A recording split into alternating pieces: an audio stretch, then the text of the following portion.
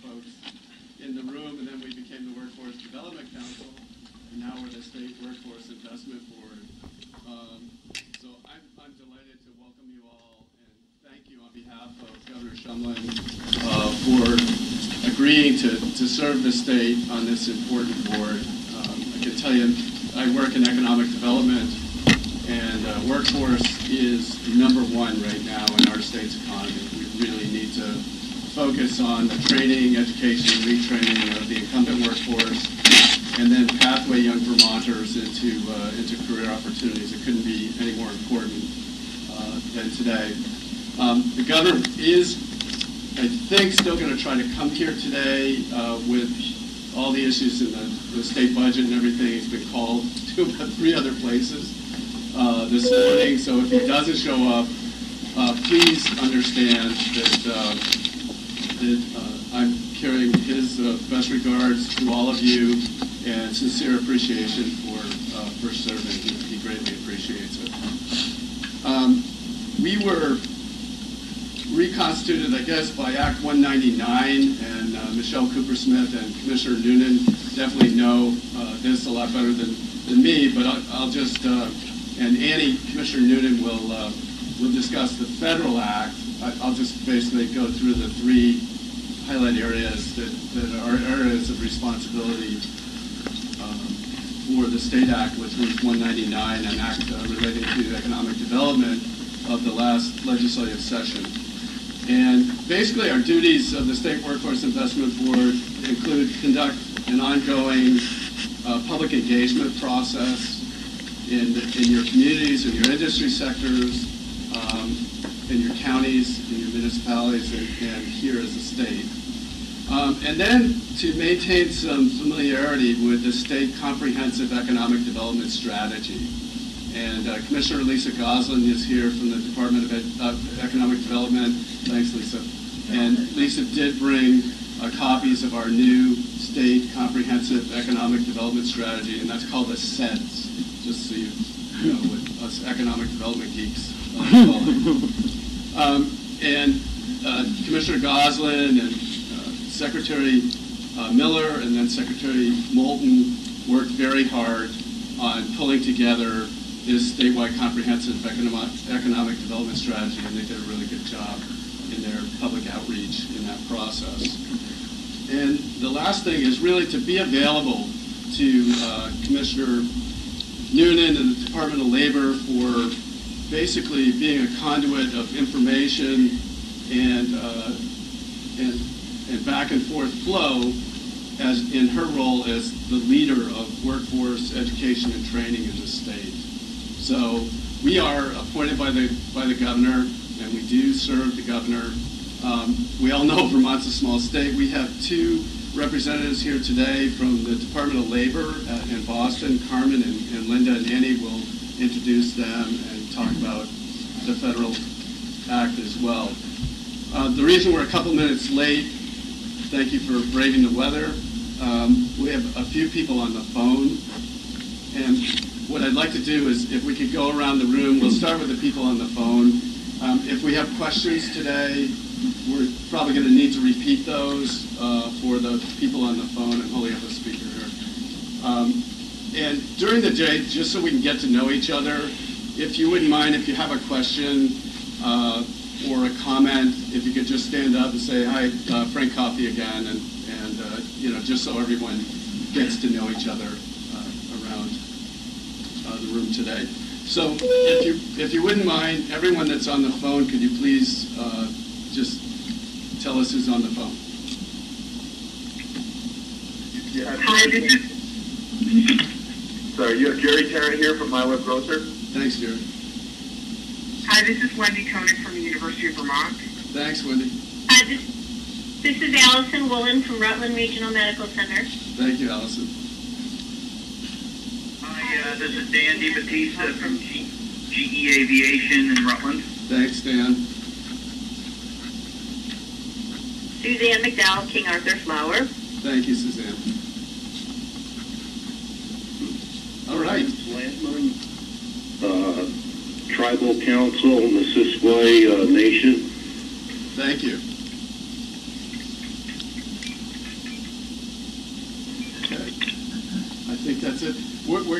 right here with you, Dennis, if you wouldn't mind just introducing yourself. Good morning. I'm Dennis Ladowney, and I'm the political director for the Vermont AFL-CIO. Good morning, I'm Scott Gibbs. I'm from IBM. I'm Lynn Vera, Center for Technology, Essex School Counselor. Jen Kimmick, I'm from The Alchemist. Christy Levine, Seventh Generation. Paul Beaver with Prudent Living. I don't know, with Associates for Training and Development. Lauren Wells with the Northwest Rockport Center. Jerry Gozzi with Vermont High Tech. Rebecca Town, Renown Tower. Christopher Morris, City of Rutland. Abby Keenan, and I'm a member of the legislature. Matt Daxino, Vermont Department of Corrections. Don George from Cross the Hill, Vermont. Sean Woodruff, National Life Group. Linda Tavern, Boston Department of Legal. Casey Loomis, Vermont Adult Learning. Kent Eldridge, Milan Technologies. Morning, I'm Carmen Rodriguez from the U.S. Department of Labor. Lauren Chisholm, Deputy Commissioner of the Vermont Department of Labor. Matt Hill, I'm the Community Special Assistant, Department of Labor. Michelle Cooper Smith, also new with Andy Newman. Andy Newman, Commissioner of the Department of Labor. Yep, Doug Paul here. You're in a transitional position as the Council of State College.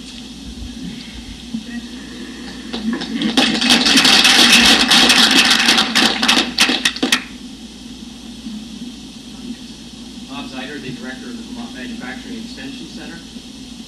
Patricia Giovara, also with ENEC.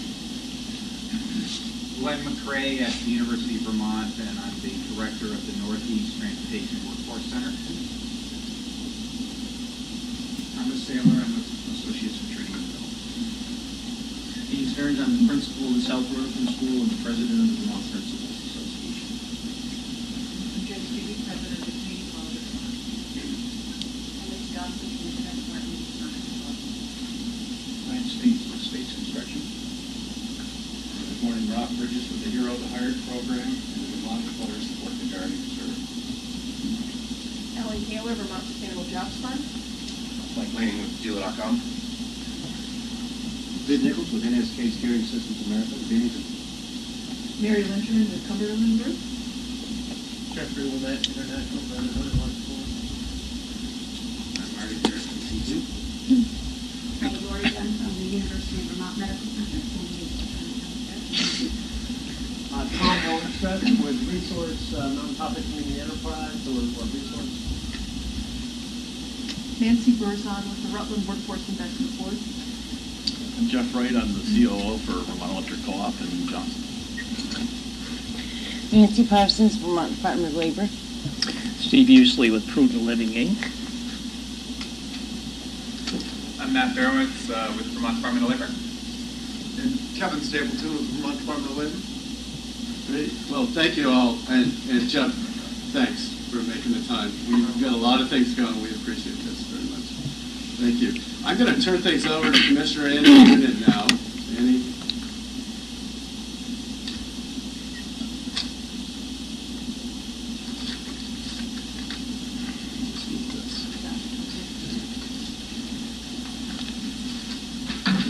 Hi, good morning, folks. Can everybody hear me? Very good. I'm Annie Noonan, Commissioner of the Vermont Department of Labor. Welcome and thank you all for braving the elements of Vermont.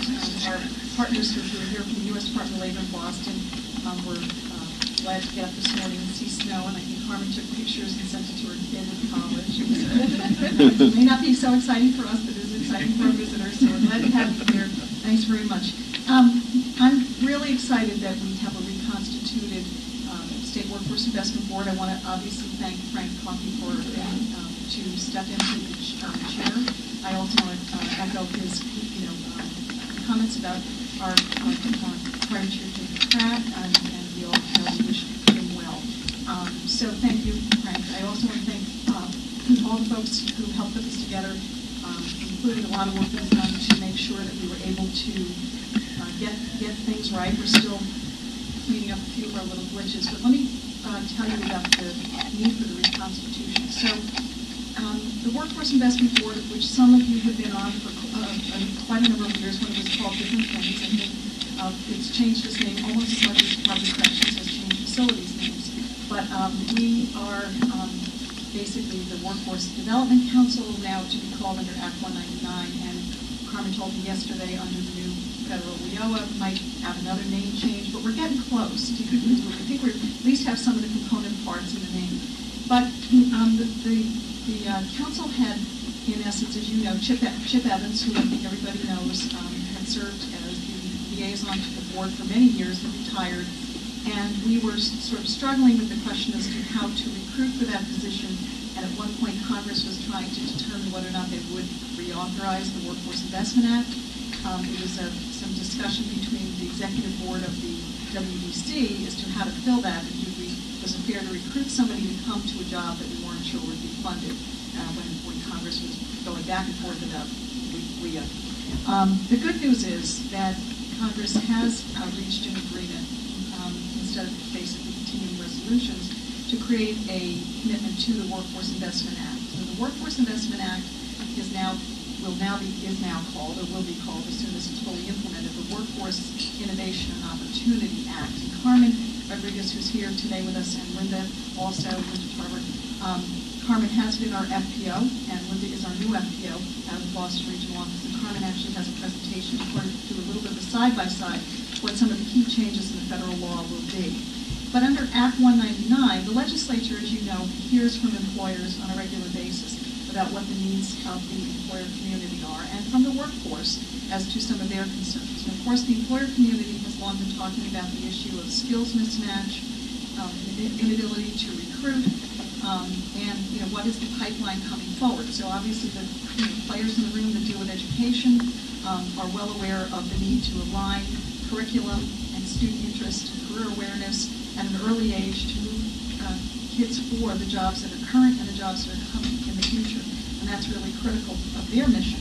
It's also critical for the employer mission to articulate that well to the folks who are trying to develop those policies. And one of the ways it's most critical is for you to engage students in career awareness and internships so that basically you can give them those experiences.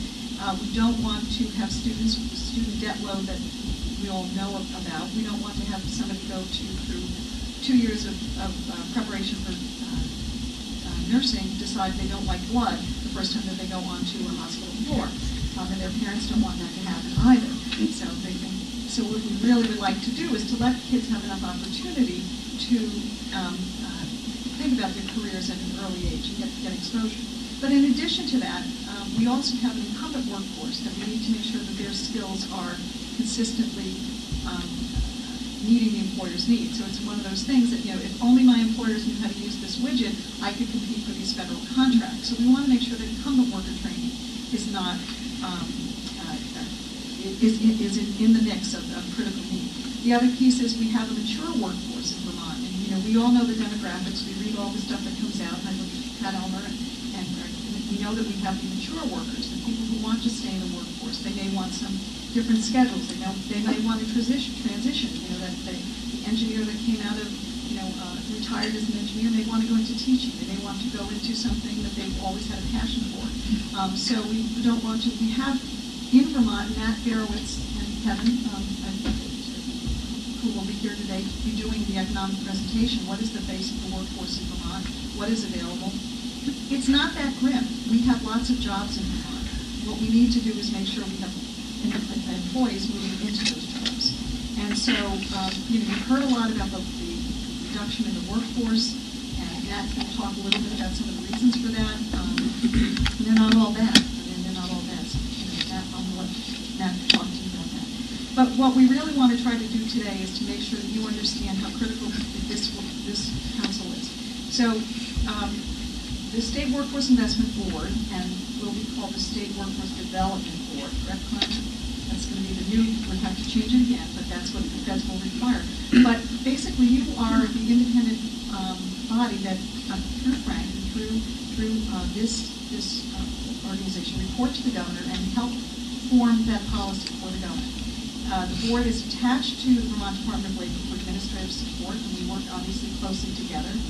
And then, of course, there was the legislation that passed, actually sort of has been in statute for a while, that basically talked about the Department of Labor needing to try to coordinate, to move away from duplicative efforts, to try to get people to work closer together so that whatever limited money we have is spent properly. So if we have 15 programs out there that are running hospitality and tourism certificates, and perhaps we don't need 15 more. Maybe we need some programs in advanced manufacturing. So what we're trying to do is really to say, let's take a look at what the employer community is telling us we need and try to make sure that we're moving in that direction. Actually, I'm seeing Robert Bridges back there. I also wanted to mention, too, I didn't want to leave the veterans out of this conversation. We really need to also remember that we have returning veterans. We have to get to the point of credentialing for the returning veterans, so that we're able to apply what they've learned, the skills that they've developed, into your work sites, because really they're coming back with lots of experience and good work ethic, and we need to make sure we're doing just seeing the face back. But part of what the state law requires is really a coordination of efforts to try to get away from duplication and to move in a direction that makes sense for the employer community. And from a workforce perspective, looking at the folks here representing sort of the labor entities, we don't want to create jobs that are basically the low end of the wage scale. We like to create jobs in Vermont that let people have a middle class existence, that give people a livable wage with benefits, and whenever possible. So you'll hear from the labor folks here today about some of the concerns from the workforce community who are saying, what will we do to promote a wage increase, wages moving forward for people too. So I think that's really important. When WIOA was signed, and the president more or less had Vice President Biden out there doing the promotion on this, one of the things that was said very clearly is the federal money coming into the states should not be used for, quote, train and pray. In essence, they said get away from the training programs that are training people with the hope that they may get a job down the road. And what they were saying is really try to tie the training dollars coming to your state to actual job openings in your state. So whether that is taking that money, working with an employer who says, I have 15 openings in engineering, or I have 20 openings in customer service, call center work, to train, or medical coding, or whatever it is, to try to train people to go to those employers for those jobs. And I think that we have folks here who work very closely with the local employer community, the workforce investment boards, the regional economic development groups, the adult tech ed, the career centers, and really are talking about that and trying to see if there's development of other training providers. Is there a development that we can basically work directly with an employer or consortium of employers? If everybody in an area is saying the same thing, can we get to a point where we're training at a baseline level and then moving those people into the jobs? But really what's critical here is for us to communicate with what the current openings are and the future openings are, and how do we move Vermonters to those jobs. So the train and pray days, at least according to the feds, and I'm hoping Carmen's nodding her head back there, are not where we want to be. We want to basically be really connecting our training dollars to real-life jobs in Vermont, real-life opportunities for Vermonters. So our role here today with the Department of Labor is basically to help coordinate, facilitate that, and to keep this council, this board moving forward. We still have a little bit of work to do. I think that, for folks that may know, that we were working off of 4 different lists and 2 different laws, and trying to make sure, because I don't know if you know how this works, but the feds say, the board has to have 50% plus one of the business community, but you must have 20% of the labor with training providers, and then there's all these state laws and all these people who were appointed by state law. So it was a 5.5-hour chalkboard exercise one night trying to figure out if we had done all the things correctly. I think we glitched a few times, but we're moving forward. We're trying to get there. And we do want to, at some point, be able to accommodate more interest. I mean, if there are people who are interested in participating. We don't want to turn people away, but we have to be careful about making sure we don't tip the balance against, particularly 50% plus one uses. So we're working on it. I want to give a big shout out, obviously, to Michelle Coopersmith and to Matt Hill, who have done a tremendous amount of work to get this right, and to Nancy Parsons, of course, who has always been with the council for many, many years. I think everybody here knows Nancy. Does a great job of keeping us all in line when she comes in and says, you didn't do X yet.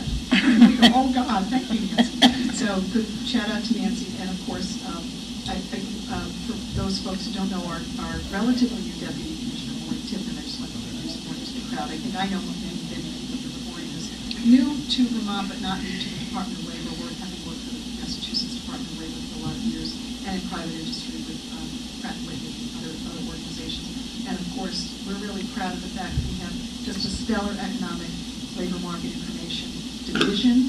I think most of you know that all those statistics that you see about what's happening in Vermont is the work of both Matt and Kevin and the staff back at the shop at the LMI division. And I also want to say that many of you call and get help from Matt on a regular basis. He attends meetings, he does presentations for you, he helps you with all sorts of stuff, and I always introduce Matt as the economist to all of state government. I think that that's essentially been true for many, many years. So anybody who's using can send him more money, because I probably don't pay enough. But, so just so Carmen's going to come up and talk to you a little bit about the Federal Act, but I just want to say, we're operating this board under really two sets of regulations. One is the state regulation, and one is the federal regulation. So we have a lot of interest and commitment from the legislature. Representative Keene from St. Albans City is here, but also Senator Mullen will be here, and I believe Representative Tristan Triano, Iris will be joining us, and I do believe we'll have a second senator appointed. So we're really excited about that. So we are operating under a regulatory scheme of both federal and state, but the theme here is let's connect Vermonters to the jobs that are open and the jobs of the future, and let's do it in a way that we build a really solid middle class and strong livable wage situation for our Vermonters here, and opportunities to keep our kids in Vermont. I think that's really important. So I do have a handout that actually talks a little bit more, but I'm not going to read it to you, but what I'll do is I'll start passing it out. And Carmen, you have a handout too. Can you get that out there? We'll get that out for you. Okay, thanks, folks.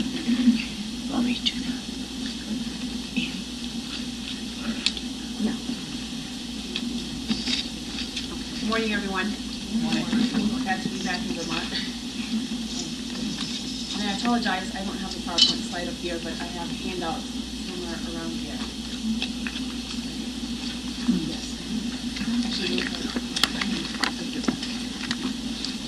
Hi, this is Dan DiBattista. Will those handouts be sent out to us, those that aren't there in attendance? Okay, thank you. So again, good morning. Thank you, Commissioner Nunez, for hosting us this week.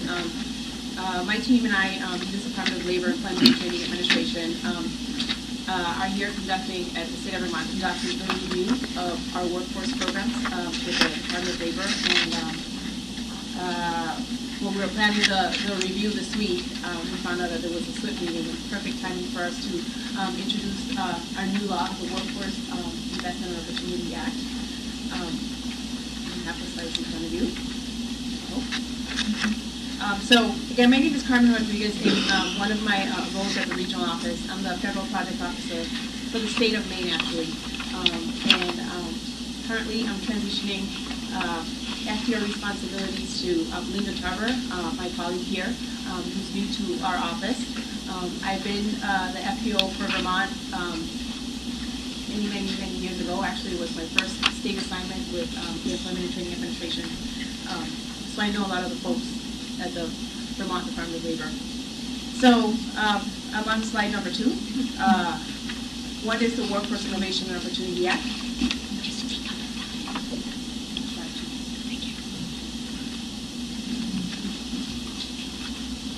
So we always, what we're calling it, replaces the Workforce Investment Act of 1998 and retains and amends the Adult Education and Family Literacy Act and the Wagner-Pfizer Act and the Rehabilitation Act of 1973. So WIOA is the law, as you know, that WIA, you know, WIOA is the law that requires states and governors of states to establish the State Workforce Development Board, also known as the Governance Board.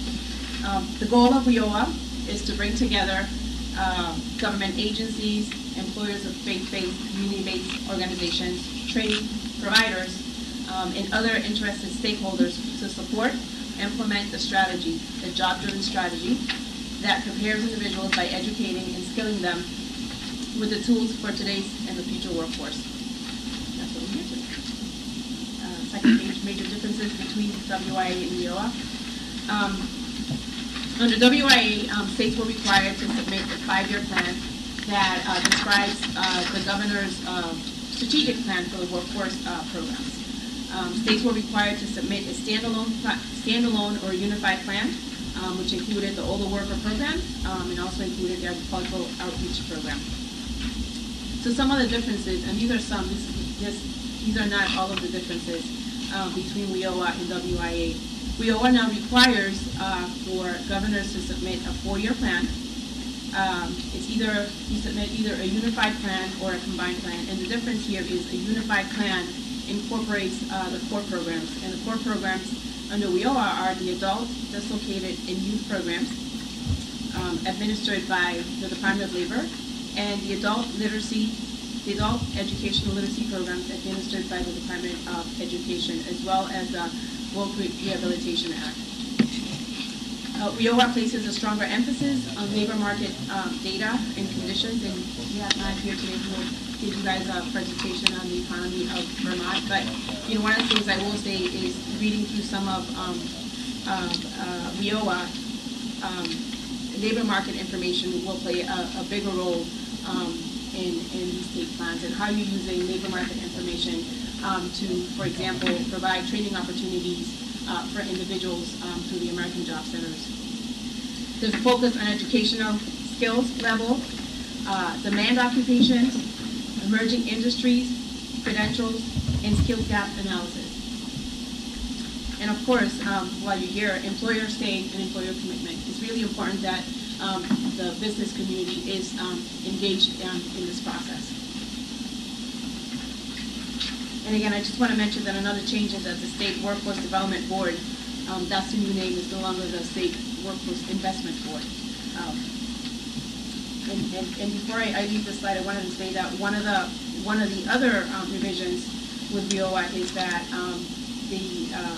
WIOA streamlines the membership of the business-led and state local workforce development boards. WIOA also, which is key, mandates coordination, collaboration among all the partners to ensure that employers are hiring the skilled workers that they need. Next slide, key implementation dates. Right now, we're in the process. WIOA was signed by the President on July 22nd. We at the U.S. Department of Labor, U.S. Department of Education have been working really hard to write the regulations for this law. At this point, we have the regulations on draft. There are lots of questions out from the workforce community across the country asking questions, what does this mean? Why do we have to do this? What are the requirements? So right now we're in the process of still collecting feedback from all you guys, from stakeholders, to ensure that we provide clear and concise regulations. Regulations will be submitted or will be made public on January 18, 2015. So the Department of Labor, Education, and HHS must publish the notice of proposed rulemaking to implement WIOA. On July 1st, 2015, provisions take effect.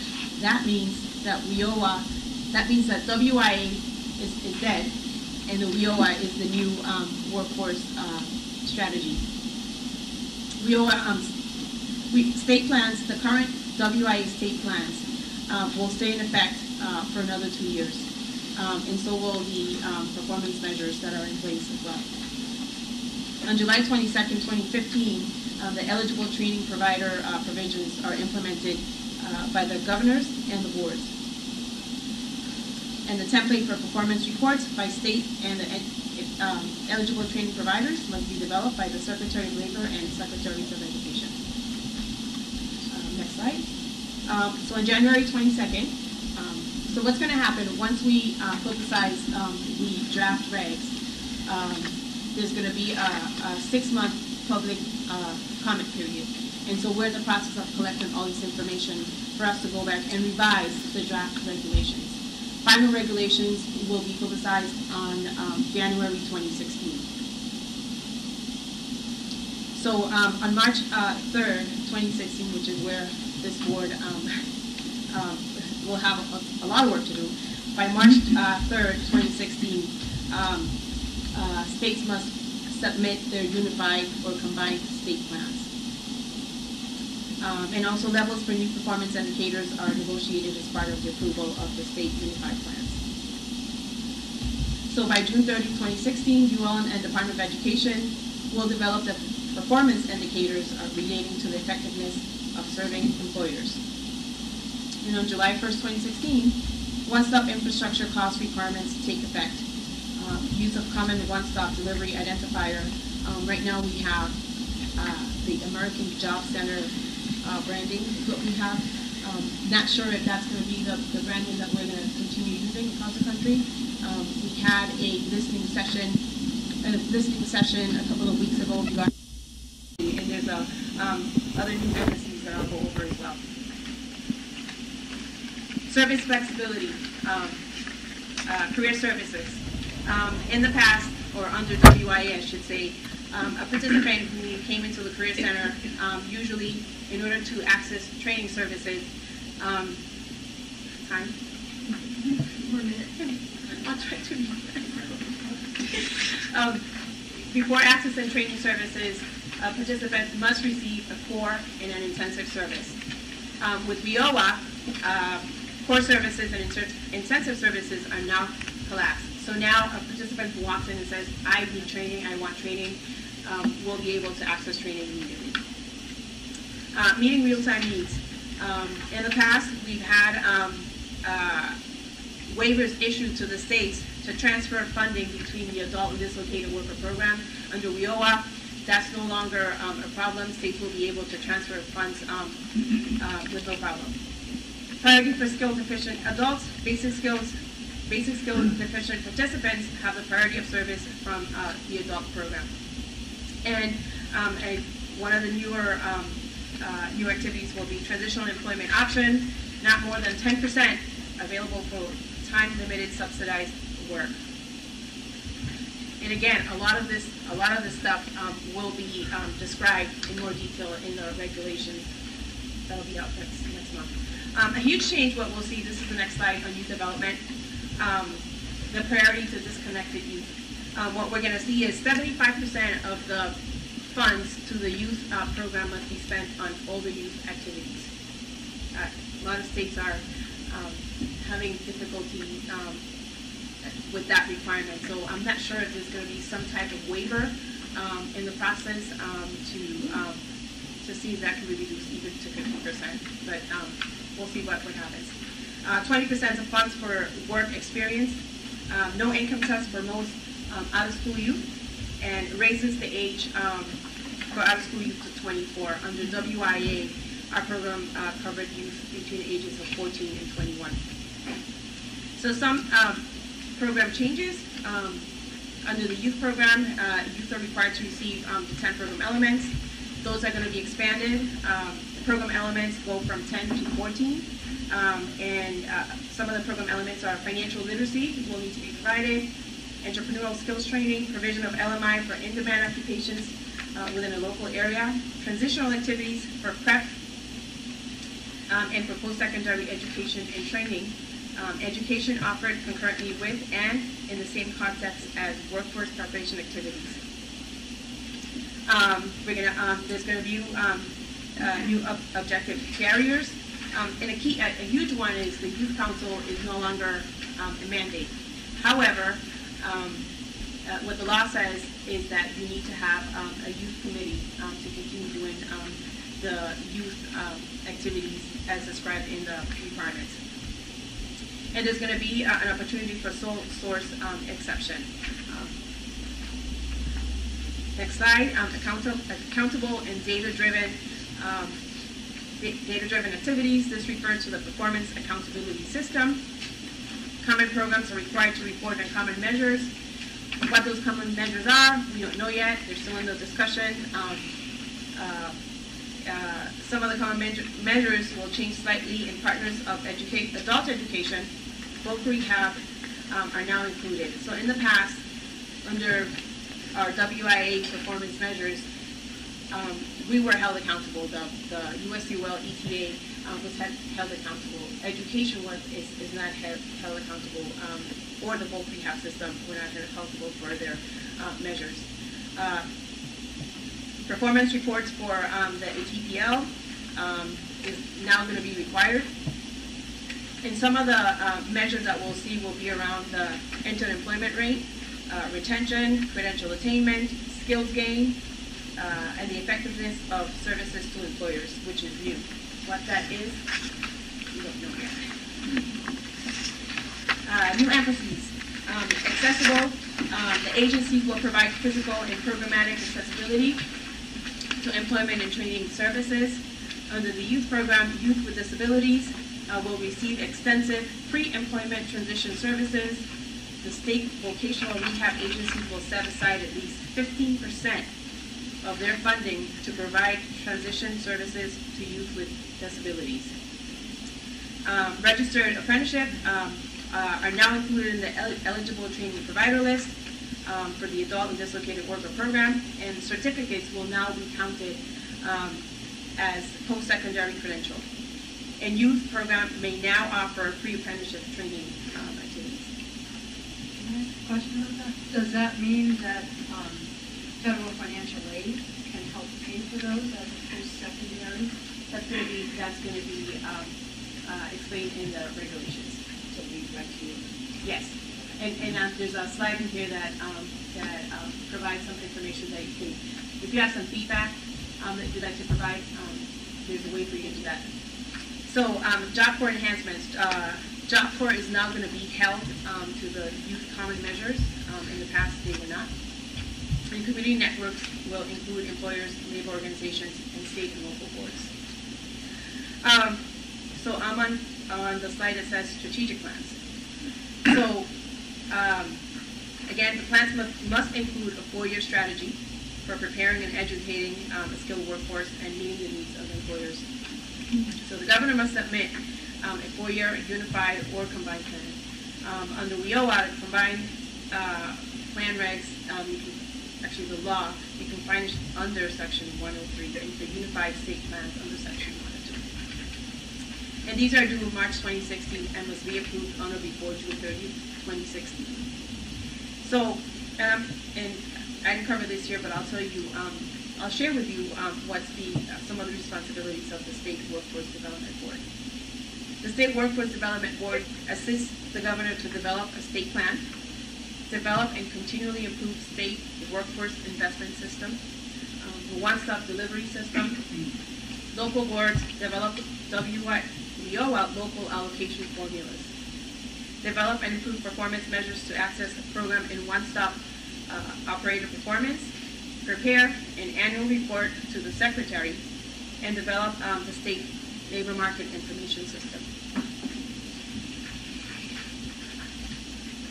I'm not going to go over this slide, which is the core programs. I pretty much went over that, but one of the differences between the unified plan and the combined plan. The combined plan has the core programs must be included with one or more of the programs listed below, which is career and technical education programs, Title V of the Social Security Act, food and nutritional programs, workforce programs, the Trade Act, veterans programs, unemployment compensation programs, Older Americans Act, HUD employment and training activities, community service block grant activities, and the Second Chance Act, which is reentry programs. Next page, preparing. So when this law was signed, regional offices were instructed by our national office in Washington. You guys need to go out and you need to conduct readiness assessments.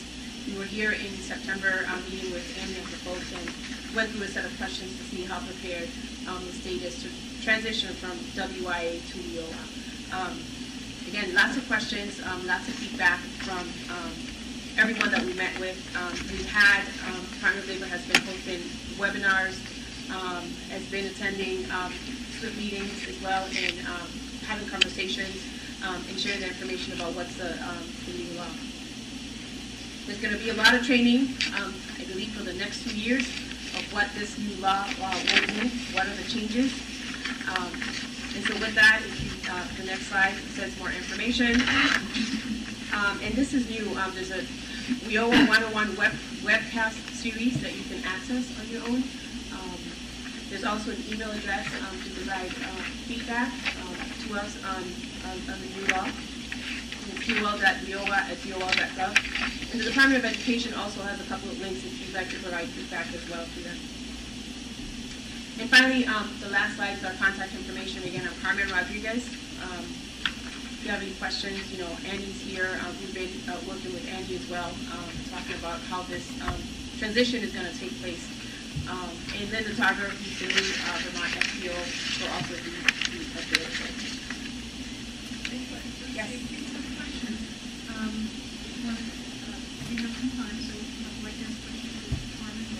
Can't answer a lot of the questions because, again, we're in the writing process.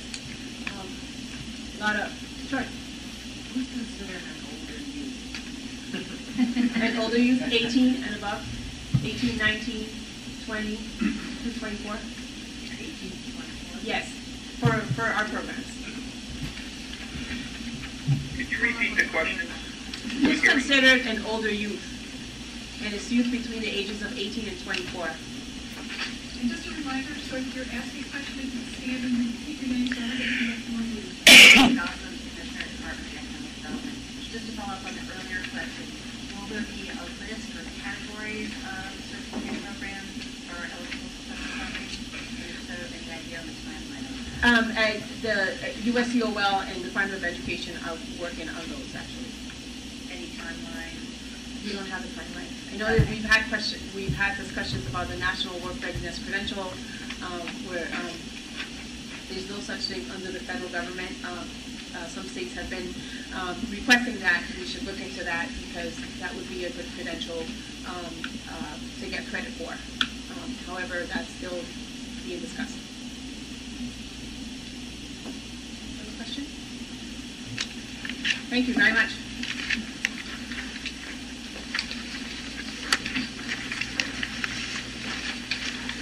Carmen, thank you very much. That was really helpful to get a better understanding of the federal law and the process that we're involved in. Governor Shumlin wanted to accomplish a couple things out of today, and the first thing was to provide you with accurate information as to what's going on in our economy right now and in the labor markets. And so we allocated a significant amount of time to Matt Barowitz to provide you a full update as to what's happening in the economy and labor markets in Vermont. We have had Matt at previous meetings and really got great feedback from the members of this board asking to have at least annually a current presentation. And the second thing that the governor really would like to do, and that's to hear from you in your different sectors, your industries as to what's going on, and to get some advice for you, from you. So we allocated a significant amount of time today to hear from you. So he would appreciate having that information. So Matt, the show is yours. Thank you. Thanks.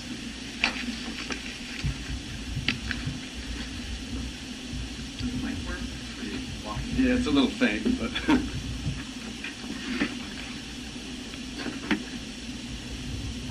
So good morning, everyone. Good morning. I'm not much of a podium guy, but I understand there are people on the phone, so I will have to accommodate. I do have my information on a PowerPoint, which I'll be passing out. Just so you know, this is the abbreviated version. I've got a little bit more bells and whistles than this, not too many more.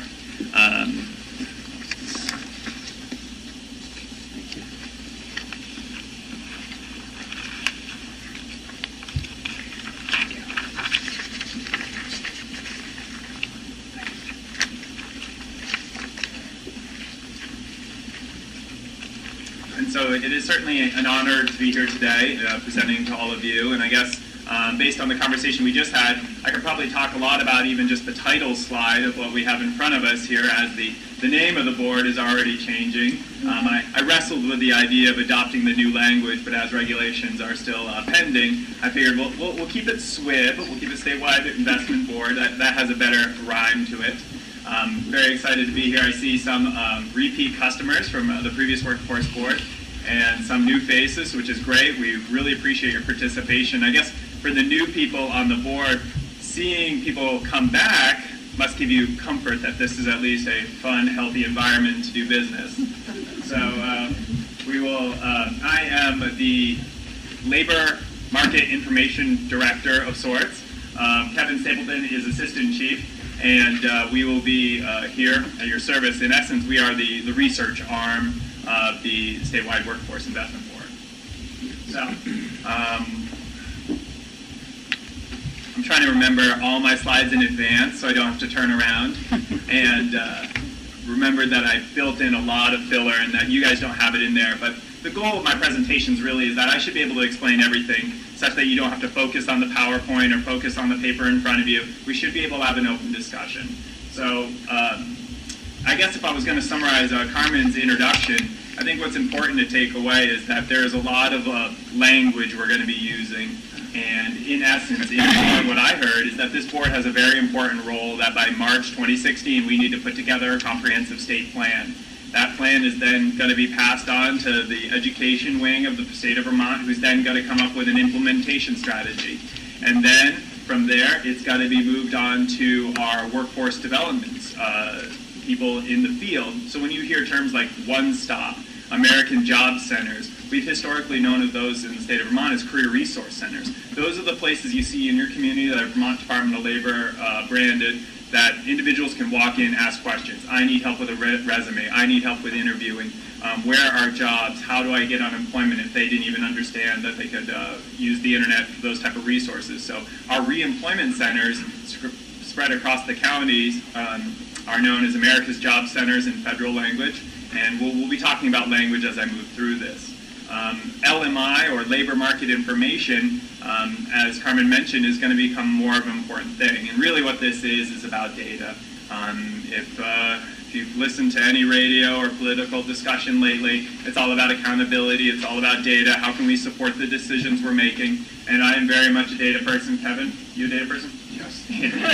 Both of us are data people. We like data. But at the end of the day, we understand that data can't capture everything. And what we need to do as work as a group is come together and understand what we can support with information and when to know when is enough is enough as far as data. You can get overwhelmed with data. And so I'm hoping that my presentation today will just have some open discussion about where we're at. So Economic and Labor Market Information Division, there is a small division in the Department of Labor, about 10 or 12 strong. And there is a division like mine in every state in the nation. And we are 100% federally funded. The majority of our funds come from the United States Bureau of Labor Statistics, and the U.S. BLS, or Bureau of Labor Statistics, provides funding to all the states to collect, administer Bureau of Labor Statistics programs. So they define the survey, they define the terms, and they facilitate the collection and analysis of data in a standardized way so that Vermont's data is comparable to California, is comparable to Texas, so that we have a national data system that we can rely upon, and we will talk about its strengths and weaknesses. Data is only good as if you understand both its strengths and weaknesses. In addition to the funding that we receive from the Bureau of Labor Statistics, we also receive generous funding from Employment and Training Administration, who Carmen and Linda here are representing today. They give us funds that allow us to have a website, to do presentations, to be the research arm of the SWIB. So we're going to have discussions about questions you have, topics that we want to learn about. this is what that funding is for. It gives us flexibility to help people making decisions. So again, this is a note of appreciation. My funding requires that this board exist. The Department of Labor needs this board to exist. The state of Vermont as a workforce whole needs this board to exist. And each one of you brings expertise, and that is very much appreciated. And we want to hear your voice. You represent more than just yourself. So, some ground rules. I want this to be an open discussion as much as possible. Obviously, a 70-person conversation is sometimes difficult, but we will do our best to, stimulate discussion, ideas. I want those shared. I'm used to shouting from the crowd. And we will look to use common language.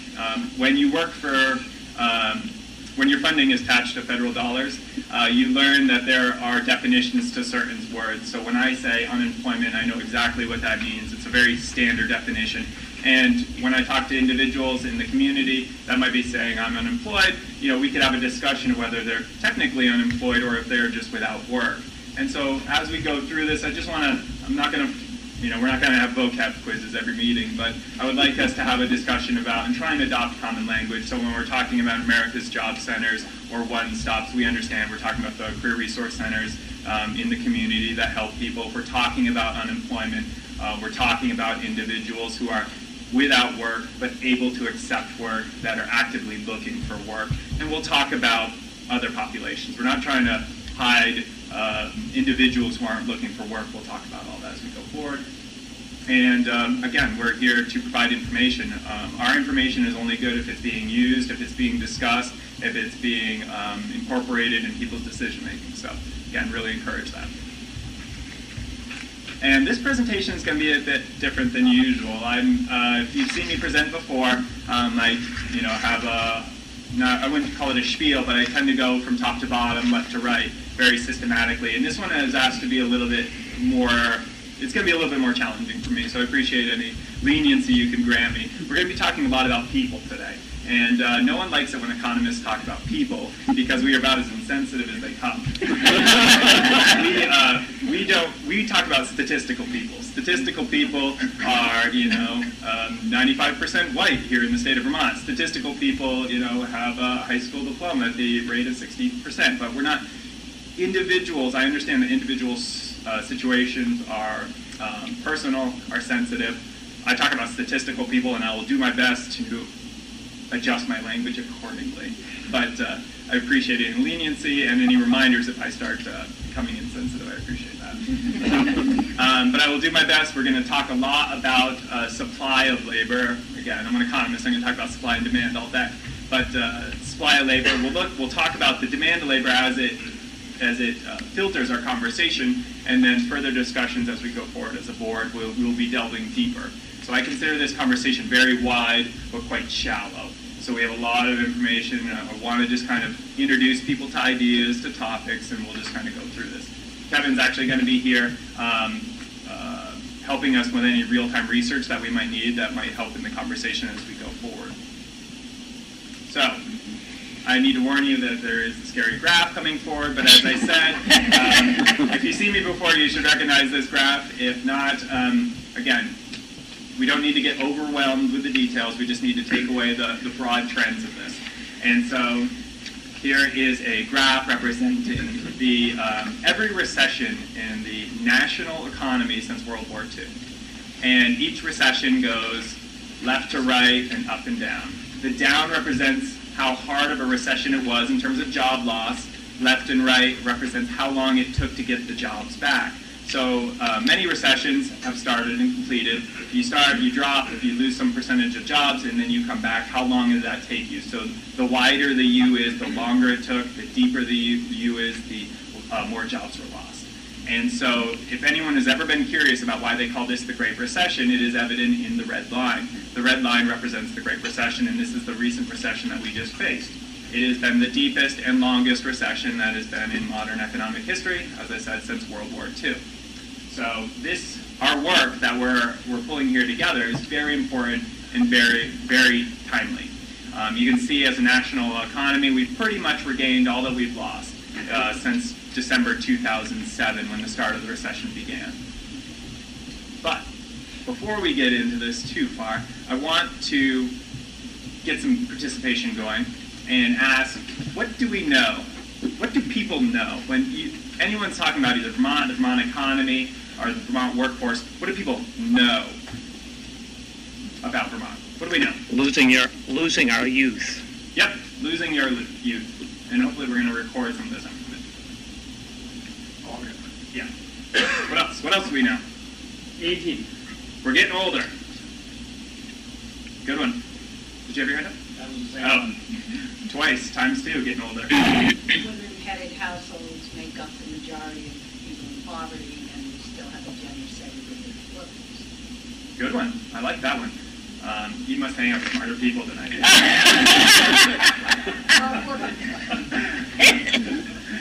One on the phone. Yes.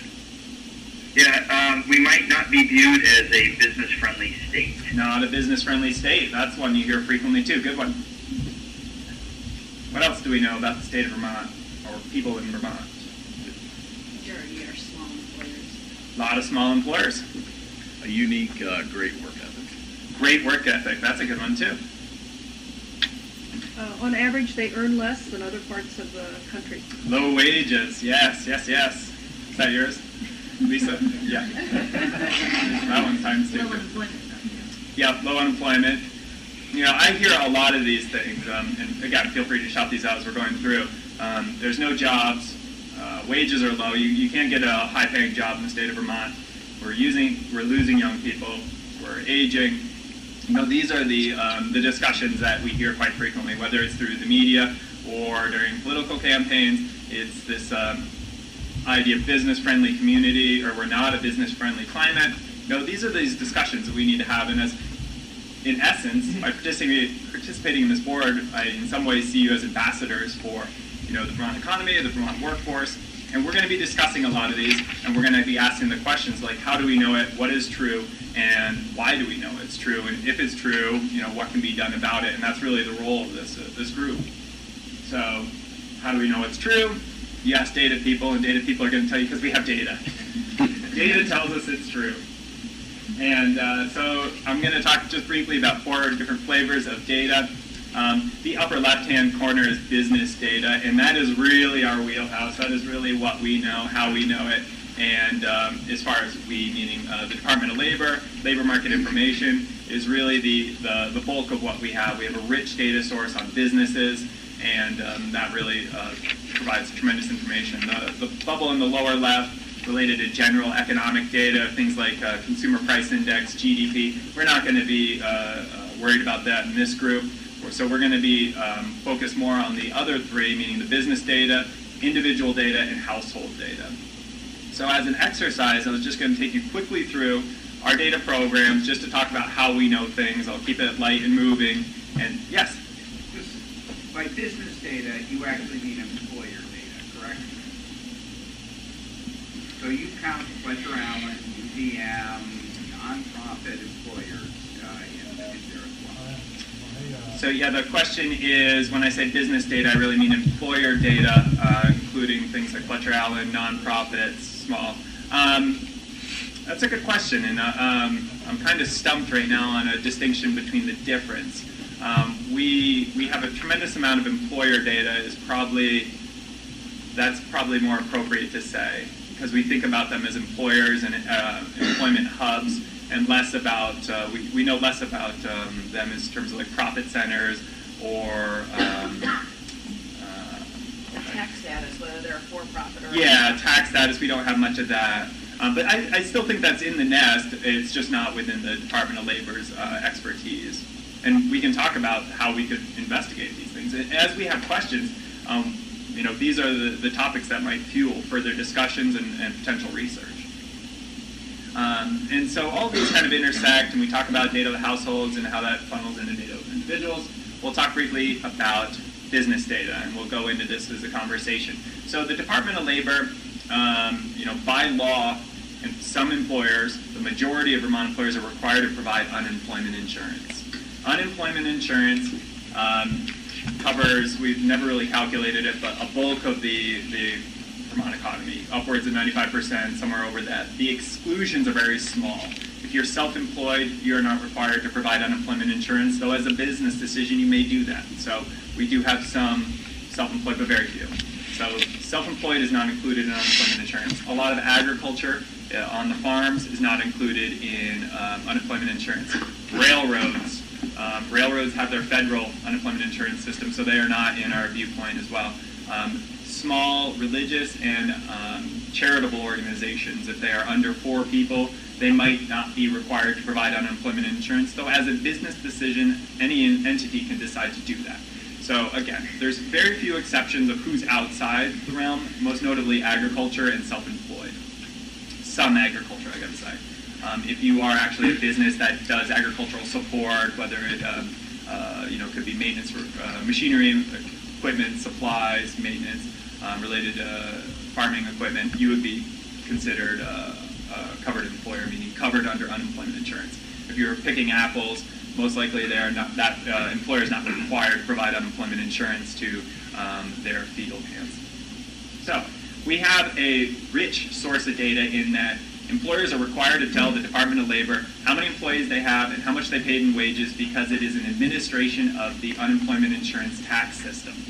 So when an employer submits a form to the Vermont Department of Labor, it, up until a few years ago, literally was ripped in half. One went to unemployment insurance taxes, and the other half went to labor market information to assess and report in aggregate. Again, all information collected by the Vermont Department of Labor on its individual level is confidential and treated accordingly.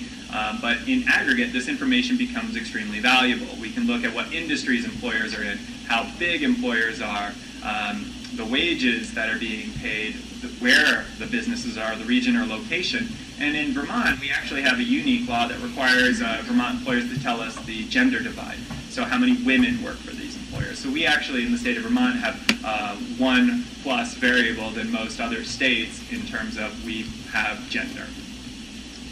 This information is extremely comprehensive. It covers about 23,000 employers in the state of Vermont. And so these 23,000 employers on a quarterly basis give us their information about how many employees they have and wages. And compiling this information takes a lot of time and effort, because 23,000 coming in quarterly, this information gets produced with about a 6-month lag. So while it is the best data source, the richest data source, the most true data source, because it is a census, not a survey, it is a census of everybody, it is a very rich data set, but it takes time to produce. So someone in their infinite wisdom said, you know what, 6 months is too long to know what's happening in the economy, we need something faster. So the federal government came up with something called the Current Employment Statistics Program, and the Current Employment Statistics Program takes that bedrock of the QCW, or quarterly census, and takes a sample out of it. It says, okay, we're willing to sacrifice accuracy for speed. It's a trade-off, right?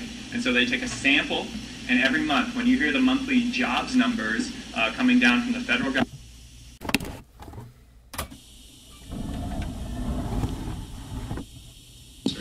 less detail, but quicker. Someone said, okay, that's great. Now we know how many employers there are, what industry they're in, and a general sense of wages. But we don't know anything about the occupations in these industries. And someone in the federal government said, I've got a great idea. Let's develop a sample out of the census again. We'll develop a sample out of the universe, and we'll learn about occupations. And so we have the Occupational Employment Statistics Program, the OES program, which is some people may be familiar with if they've ever participated in it. It looks more onerous than it is, but the information is extremely rich, and it fuels discussions like the ones we're going to get into as we move forward. It tells us how many accountants there are in the state of Vermont. It tells us how many nurses there are in the state of Vermont. It tells us every occupation, over 600, that exist in the state of Vermont. It gives us clear definitions of how many of them there are, and the wage profile of them. So not just an average wage or median wage, but down to the lowest 10th percentile to the 90th percentile. And this information is extremely valuable when it comes to either education planning or job searching. If you are an individual moving into a community, and I'm an economist, let's say, let's make that assumption together. I'm an economist, and I have 10 years of experience as an economist, and I moved to New York City. Don't worry, Andy, I'm not looking. I hate the city. And I want to know how much can an economist earn in this, in New York City. I could pull up that information. This information would tell me, and not only would it just tell me what the average economist, I would be able to put myself into range. So if I got into a negotiation situation, I'd be able to make a strong pitch on what I'm worth based on the market rates. So, yes. Ellen Taylor. You said there's 600 occupational titles. Yeah. How often do they get added to or changed from a language standpoint as jobs in the economy overall change over time? Fantastic question. Ellen Taylor asked a good question about how often are the occupational titles reviewed. Anyone who's familiar with data and data research, people hate changing definitions. People do not like changing surveys, survey questions, definitions, and the occupational coding system, known as the SOC, the Standard Occupational Coding System, gets looked at every about 5 to 10 years, and it changes are slow. Because what they believe is that they're very reluctant to just put in something new and say this is a new occupation, because these things are so defined, and the skill sets, the education, and the duties are so documented under these 6-digit codes that they normally will find a place for them, and there's always an all other category. So these things are looked at occasionally. That's good because we don't get, I'm trying to think of like Betamax repair person or something like that, where all of a sudden you're like, well, what the heck did we put that in for, But it is bad, and anyone in healthcare knows how bad it is, because just as of 2010, Standard Occupational Classification System did advanced practitioner nurses get categorized as their own category, even though for decades there has been a clear education path and duties associated with an advanced practitioner nurse beyond a registered nurse. And so they just got broken out in 2010. So that's an example of how slow it can go. But they try not to change them very often. So our theoretical government here was saying, okay, this is great. We know how many occupations there are. We know how many lawyers, how many nurses, how many administrative assistants there are, how many clerks. So what does tomorrow look like? Because as soon as we collect this data, it's already looking in the back. We're already producing data a year behind, tremendously rich, but the big question is what's going to happen next? And this is where we start getting into emerging skills and trends, and from that developed the occupational projections. And it comes from the Occupational Employment Statistics Program, and it's built off of that, and that is actually through generous funding of the Employment and Training Administration, because they said we need to know where jobs of the future are going to be. We need to know how to give students, how to give training providers guidance on what skills are going to be in demand. And so it is a big economic model that is done at the national level, and then it is passed down to each state so that each state can calibrate the model to make sense for their local economy. As an example that I use most commonly when it comes to this, how Vermont has tweaked their model. When Governor Shumlin was elected, the farm to table or farm to plate movement was part of the promise to bring higher attention to that. We knew that compared to the national, Vermont was going to have a higher emphasis on those type of employment opportunities, and we went in and adjusted our occupational projections to account for things like value-added food production. So, talking about economic data, data sources, households predominantly is the source of the information, but it funnels into individuals. From the individuals, we actually get estimates on what we call local area unemployment statistics. And this is where the unemployment rate comes from. So when the unemployment rate gets released either nationally or here in the state, it comes from household data. And this will be some of the popular myths that I like to debunk, especially now that I have so many willing people to be ambassadors for good information. The unemployment rate is not based on unemployment claims. It is based on household information. A survey comes to your home, just like it would mine, and it asks simple questions like, are you employed? If you're not employed, are you looking for work? Then it takes you through a questionnaire, and it puts you in a particular category or basket based on your responses, not based on if you're collecting unemployment, not if you've expired or used up all your unemployment benefits. That is well outside the model. There are other statistics that track stuff like that, but when it comes to the statewide unemployment rate, it is not based on unemployment insurance claims. So let's get back to graphs. I'm going to take some. Does that mean that people who have been out of the job force for a long time, frustrated, not looking for jobs, they are counted in the state number as unemployed? Just doing a time check. Hal, great question. Hal's asking a question about how the unemployment rate captures or takes into consideration people who have either given up looking for work or become discouraged. And we'll talk a lot about that in just a few slides, so if you'll grant me a few moments. I should have, you should have set me up a little bit later. I still owe you the $5 though. So again, this is what makes this work so timely and important. So when we're looking at the national recovery, here's this red line, right? 2007, we go into recession, late 2007. Here I don't even know what year it is. 2014, approximately. Rough estimate. You can trust an economist with a rough estimate, right? So it's been about 7 years. The average business cycle, prepare, bad news coming. The average business cycle in the United States goes from about 7 to 10 years. So you can either look at this graph one of two ways. Look, we've got back what we've got back what we lost, and here we go into the sunset in terms of continued economic expansion. That is a very big possibility. Continued economic expansion could continue for 1 to 3 to 5 to 10 more years. Who knows? It could be the most unprecedented job growth we've ever seen in the United States in history. Or you could say, you know what, 7 to 10 years is a business cycle, and we just went 7 years without a recession. We need to start thinking about what resources we need to put in place to make sure that individuals have the best information to make decisions about their careers. So when we carry this red line over, that being the national recession, we can bring it over to a new graph and add a blue line, which represents the Vermont economy.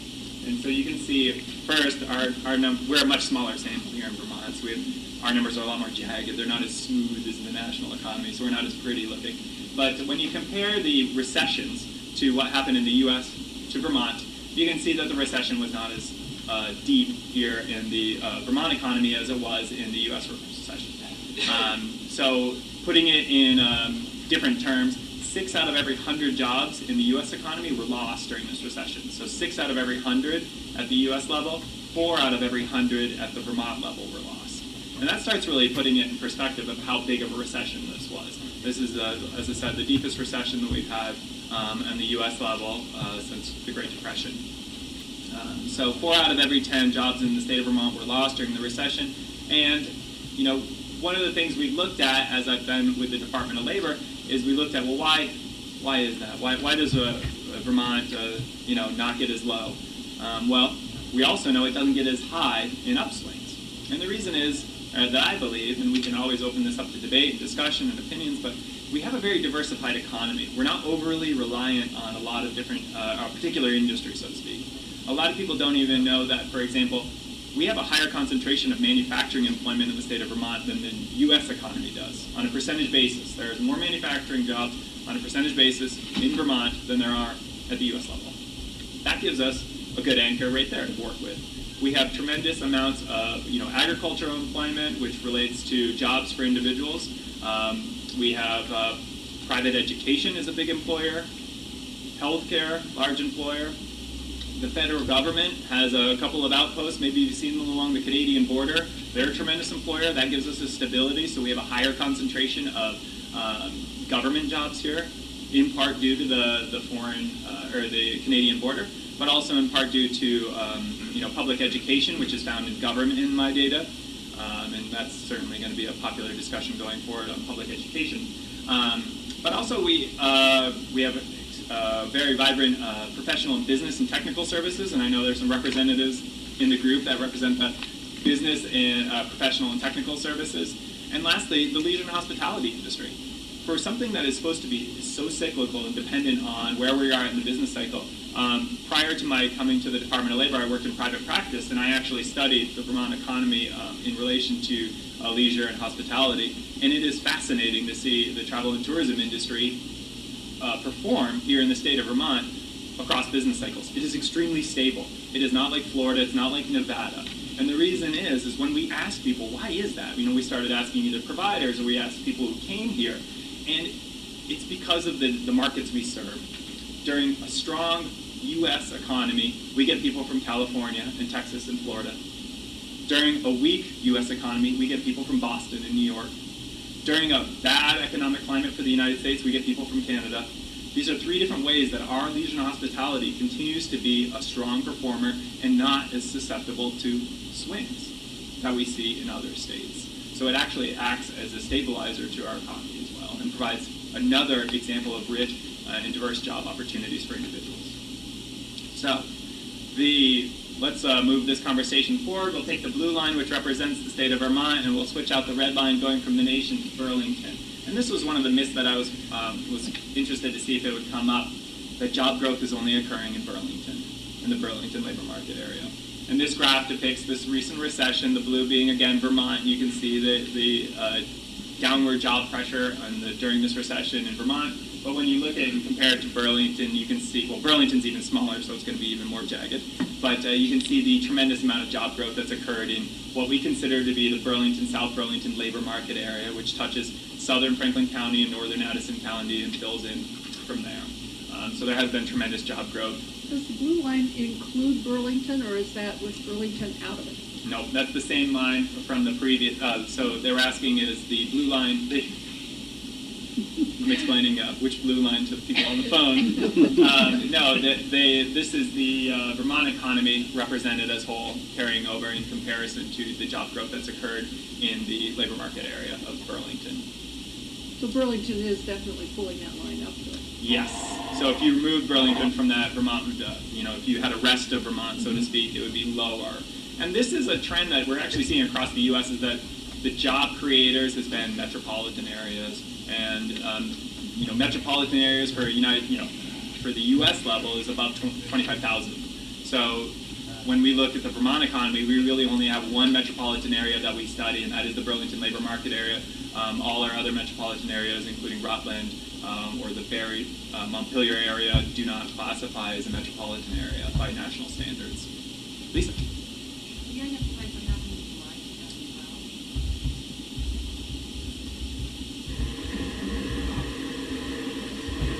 Did it. The question, there's a large spike in the Burlington data in July 2012. The drop. I don't know.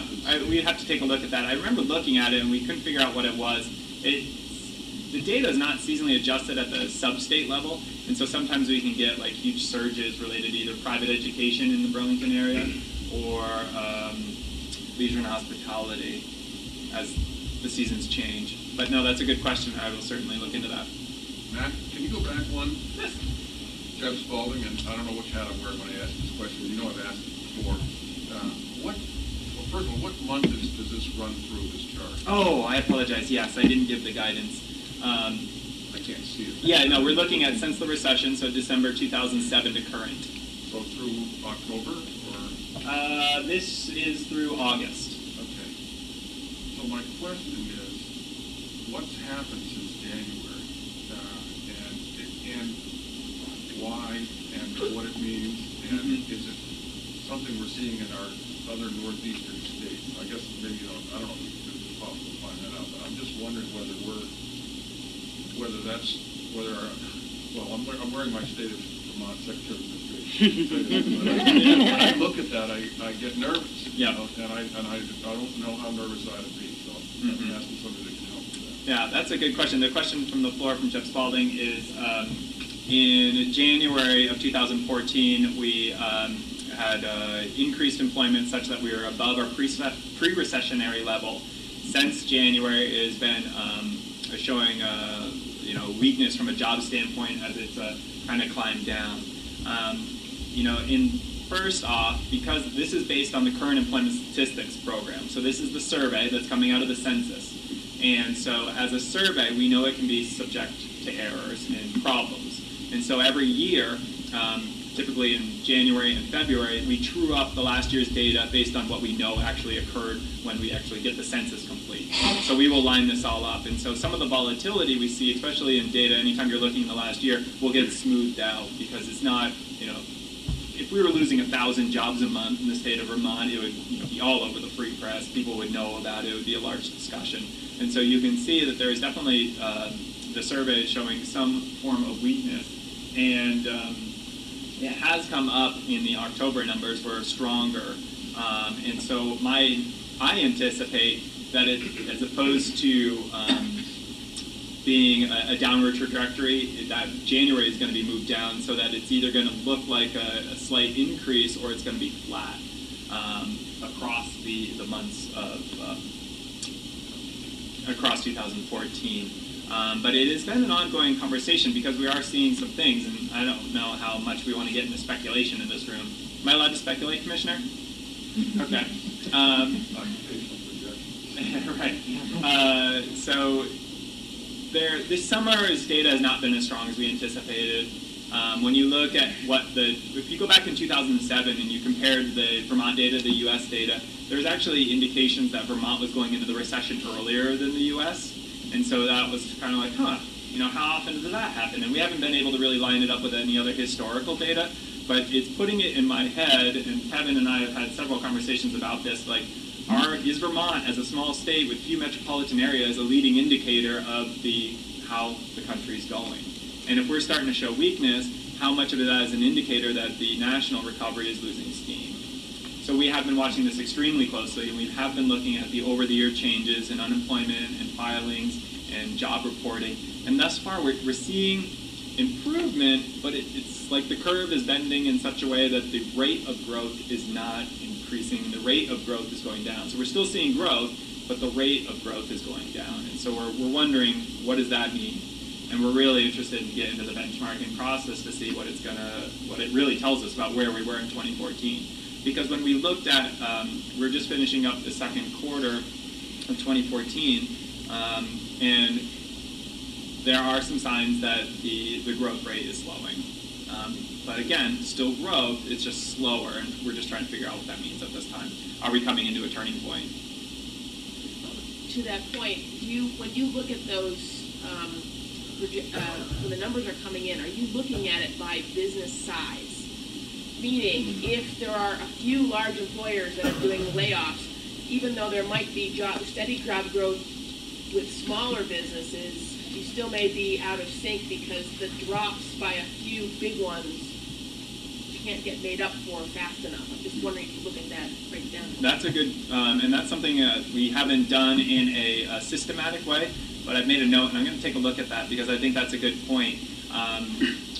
We do see how big players can kind of skew certain data sets, and it would be interesting to see how the smaller firms are doing.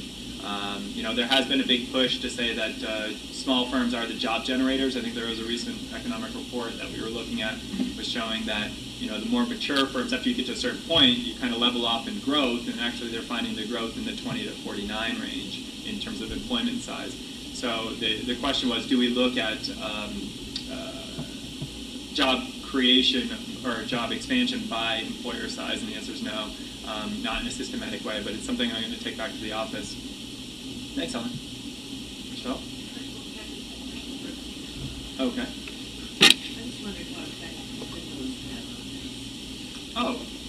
The question is, what effect did the stimulus have on this, on the recovery of the nation overall?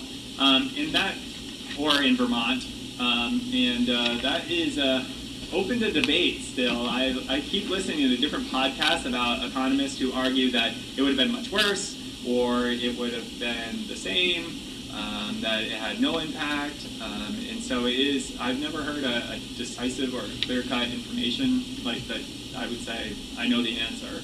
I've heard people debate it left and right to say that the stimulus either worked or didn't work.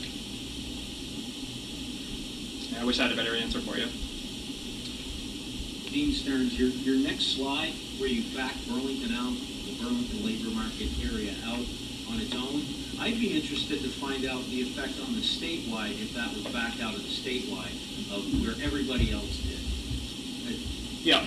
And I can... Chittenden County's different. Right, Chittenden County is different, especially the Burlington labor market area. And to give you a sense of scale of what that is, once you define that circle around southern Franklin County and northern Addison County and call it Burlington, South Burlington, it represents about 1/3 of the population and about 40% of the jobs. So you can anticipate that, 40% of that impact in the red line showing growth would have to be backed out of the blue. Can you speak to part-time versus full-time? Great question. So we'll talk a little bit more about this in terms of the numbers. When we talk about strengths and weaknesses of the data, when we're collecting information from employers for unemployment insurance tax purposes, or a sample and asking them in the current employment statistics program, how many jobs do you have? They are providing just a head count. And they are not telling us, are these full or part-time jobs? And we're going to see how this discussion can play out as we pull up the unemployment rates and look at different data that way. But we do not have good estimates of the distinction between how many of these jobs are full and how many of these are part-time. So it's possible that all the jobs lost during the economic downturn were all part-time and all the gains during the recovery were full-time, or maybe the opposite. We wouldn't have that information. Unfortunately, again, outside our eyes. At least from a business standpoint, and that gives us a reminder.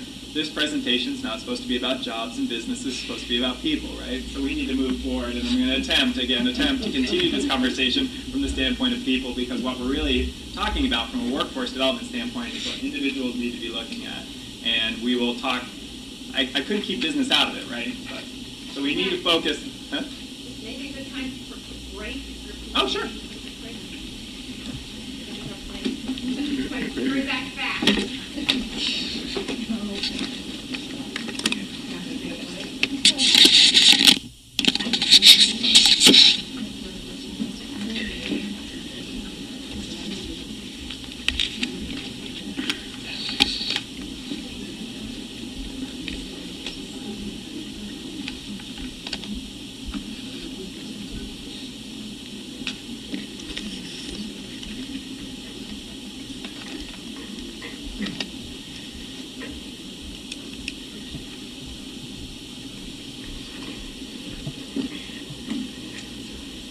All right, welcome back, everyone.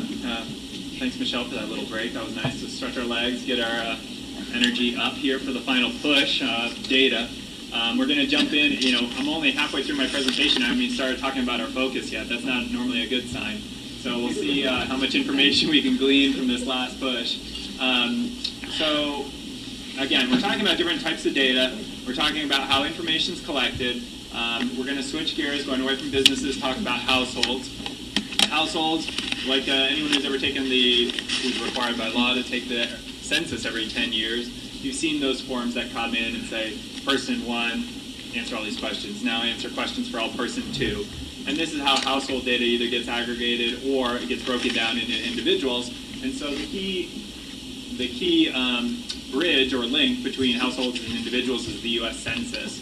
And so the U.S. Census does a tremendous amount of work, of which they are very generous to let the Bureau of Labor Statistics piggyback with them for certain questions. And so when we're talking about census data, I'm going to show a very ugly slide which just has a ton of data on it, but really what it's meant to be is an illustration. And so a lot of the things we're talking about today is not to show you exactly what you need today, but to show you examples of what you might need in the future so that you can ask questions of like, do you have data that looks like this? And your questions don't always have to be perfect. We're very willing to work with people about information requests, to try and talk you through the strengths and weaknesses and what data is available.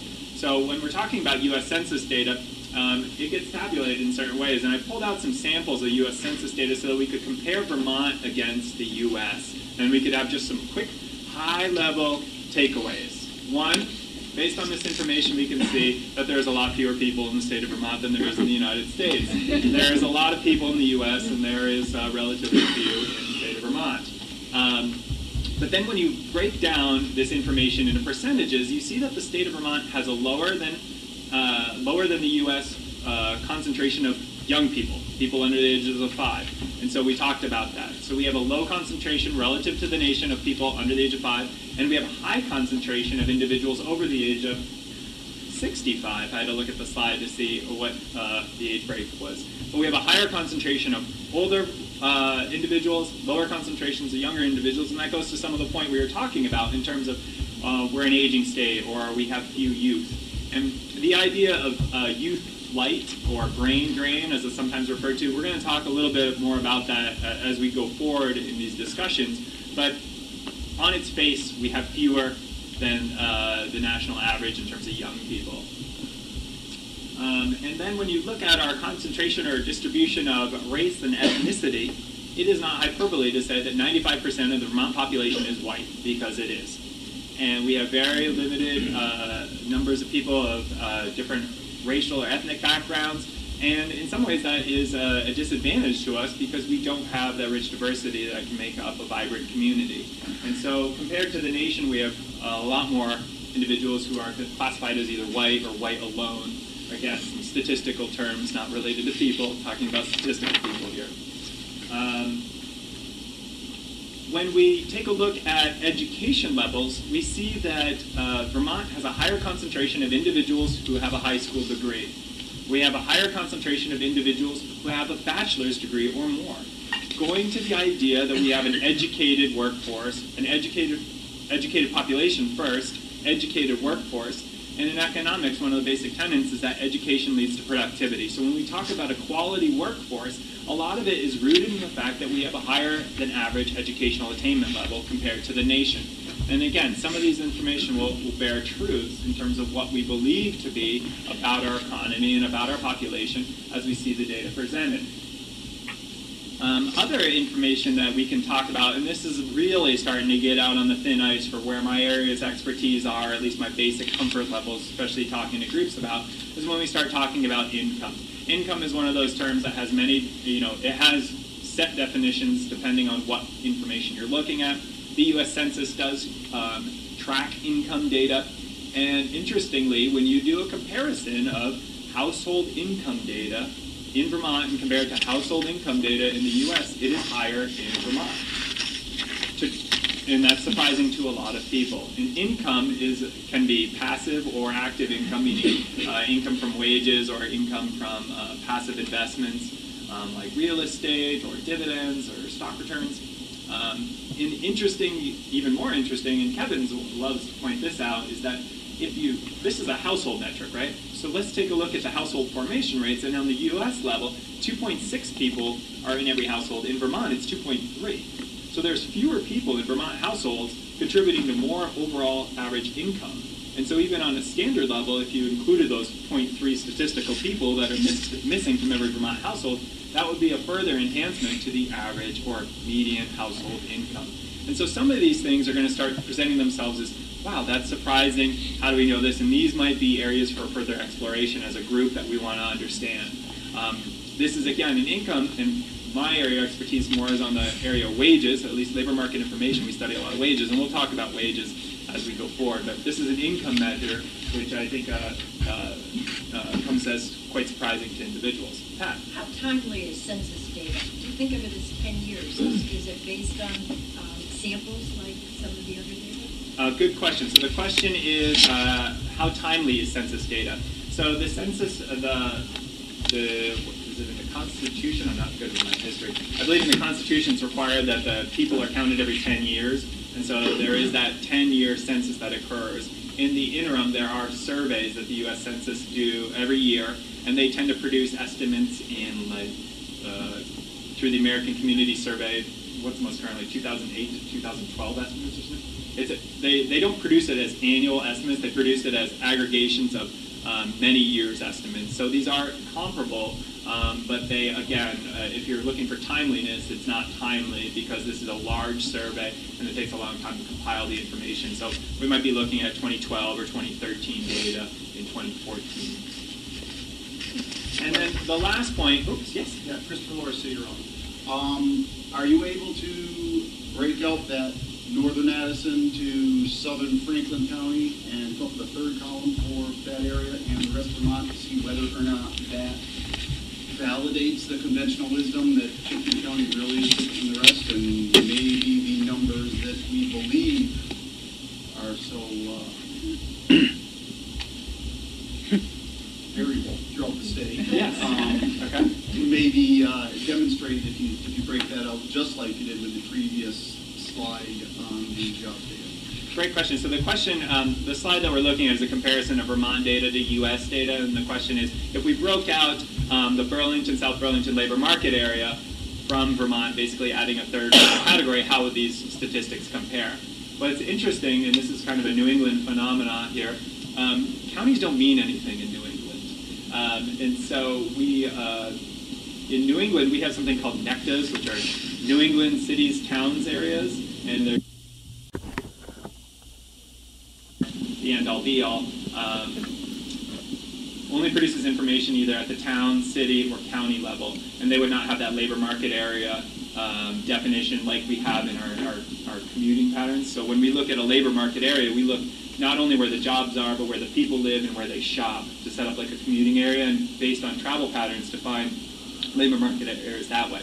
But I think to get to the spirit of your point, if we put Chittenden County up here, which is data available by the U.S. Census, we would probably see higher concentrations of education.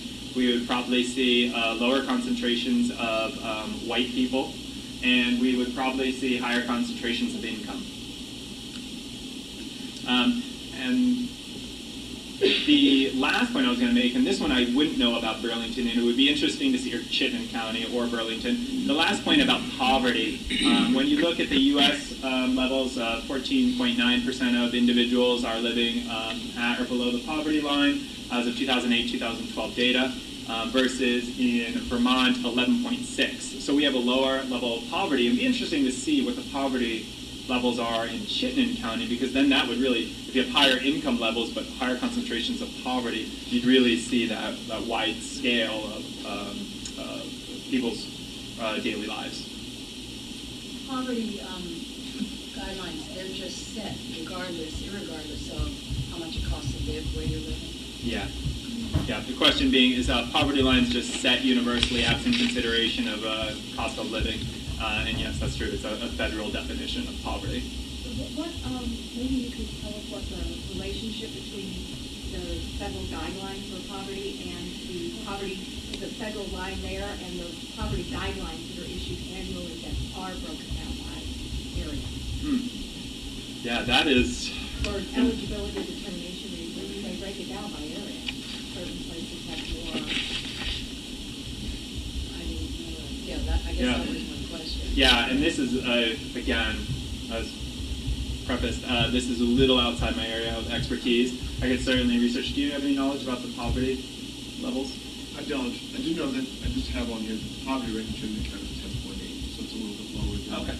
So Chittenden County at 10.8 is even has a lower poverty level than Vermont. But to my knowledge, it is a federal definition that is universally applied, but it could have regional components that I'm unaware of, and that's something I could certainly take a look at if that's information that's interesting. Well, I do know that they issue poverty guidelines every year for programs that have to use income as a determination for eligibility.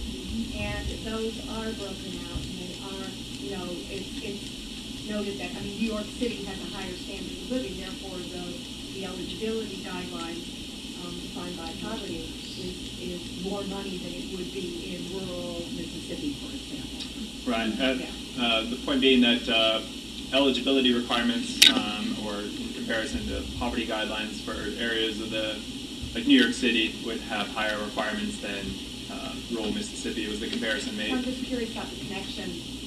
Yeah, I will put it on the list, but it is something that I'm not as familiar with. I think that it is Tom Long said from Resource. I thought that it was, a median income. I mean, it's 80% of median income or 60% of median income. So it's looking at overall comparative levels rather than just straight poverty. Okay. Yeah, that could be true. I was thinking about that definition that says it comes up as a hard line item in the data I look at, and so it might be a distinction between like an academic definition versus like an eligibility definition, and so there might be multiple poverty thresholds. I'm curious, in regards to job creation in Burlington, do you break out dependents and non-dependents, or head of households, students who are head of household, student with one job, working 1 day a week, sorry? Right. No, and we do not question appropriately. We do not track the individual's status to the employment. The U.S. Census does look at that information, so they, I cut that out, but the U.S. Census does look at the relationship of employment to household status, so it could be female heads of households working with one or two dependents, it gets pretty specific, or male heads of household with no other parent existing, or... And then just further, these aren't full-time equivalents, these are just jobs. Jobs. It could be someone working 2 hours a week. Could be someone working 2 hours a week. These are just jobs. They're not counted as full or part-time. There are broader metrics that we look at, but it's outside of the Department of Labor. Was someone on the phone want to say something? Yeah. Yeah, I think you said earlier that when you look at the statistics that we have a fairly high number, percentage-wise, of manufacturing jobs in the state. Is there any tie between that and the higher household income? Because I think that we hear, and maybe you can tell us myth or not, that, manufacturing jobs, specifically in the aerospace industry, tend to be higher paying jobs, say, for somebody out of high school. So, comment there. Yeah, that is a great question, and for those who may not have heard it, the question is related to how might the higher concentration of manufacturing employment contribute to overall higher levels of median household income, and I think that is a significant contributor. I believe it's about 11% of all covered employment opportunities in the state of Vermont are manufacturing, so about 1 out of 10 approximately. And manufacturing, whether you're talking about durable or non-durable, manufacturing does have a higher than average wage level typically associated with the roles and responsibilities. So that is a good point and something that would contribute to that.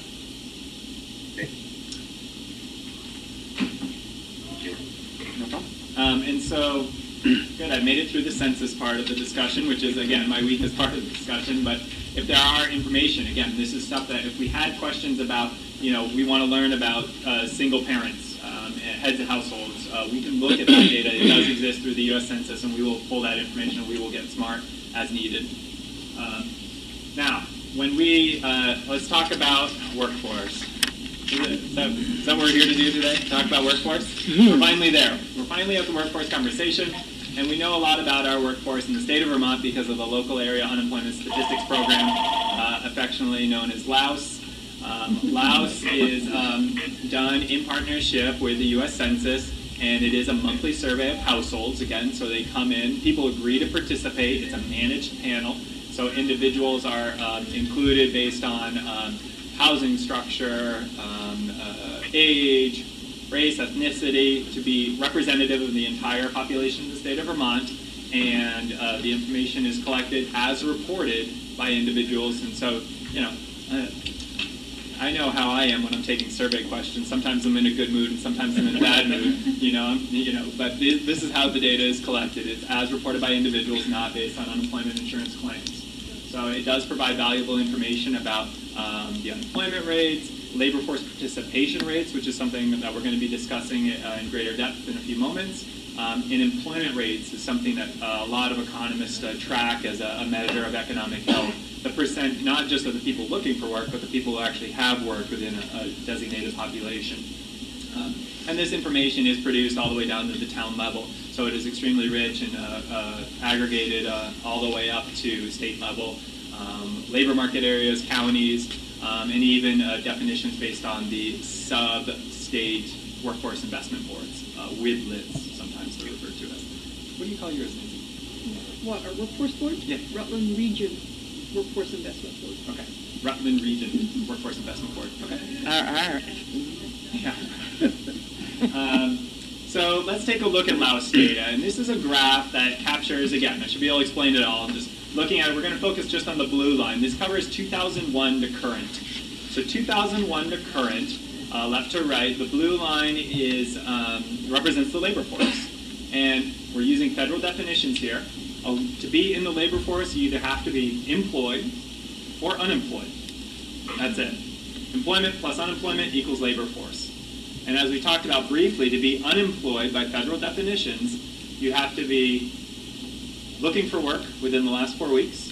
You have to be available to work if offered, and you have to be willing to accept work. if upward. So those are the criteria to be unemployed. And we'll talk about, those other populations that might not have answered those questions perfectly to be defined unemployed by the federal definition. But here we'll look at the labor force. So since 2001, this conversation, I grew up in Vermont, I've been around long enough. The conversation of brain drain has been going on for a while. We were like, young people are leaving, where's our workforce going to come from? And through the 2000s, it seemed to be an ongoing conversation. Yet you'll see through the 2000s, there was an increasing labor force. The labor force, the blue line, was rising from 2001 all the way up and through basically the recession. And it even seemed like, where is the next labor force going to come from? And yet it kept growing and growing. The recession did cause a little bit of a craziness around the labor force. And you can see post the recession, which ended in 2009, the labor force has been contracting. And I want to talk about that in some regards. First, we're going to focus on the labor force. The red line, just for guidance, is the level of employment as reported by individuals. These are not as reported by businesses. Remember, when we were talking about business data, we asked them, how many people do you employ? What you got going on over there?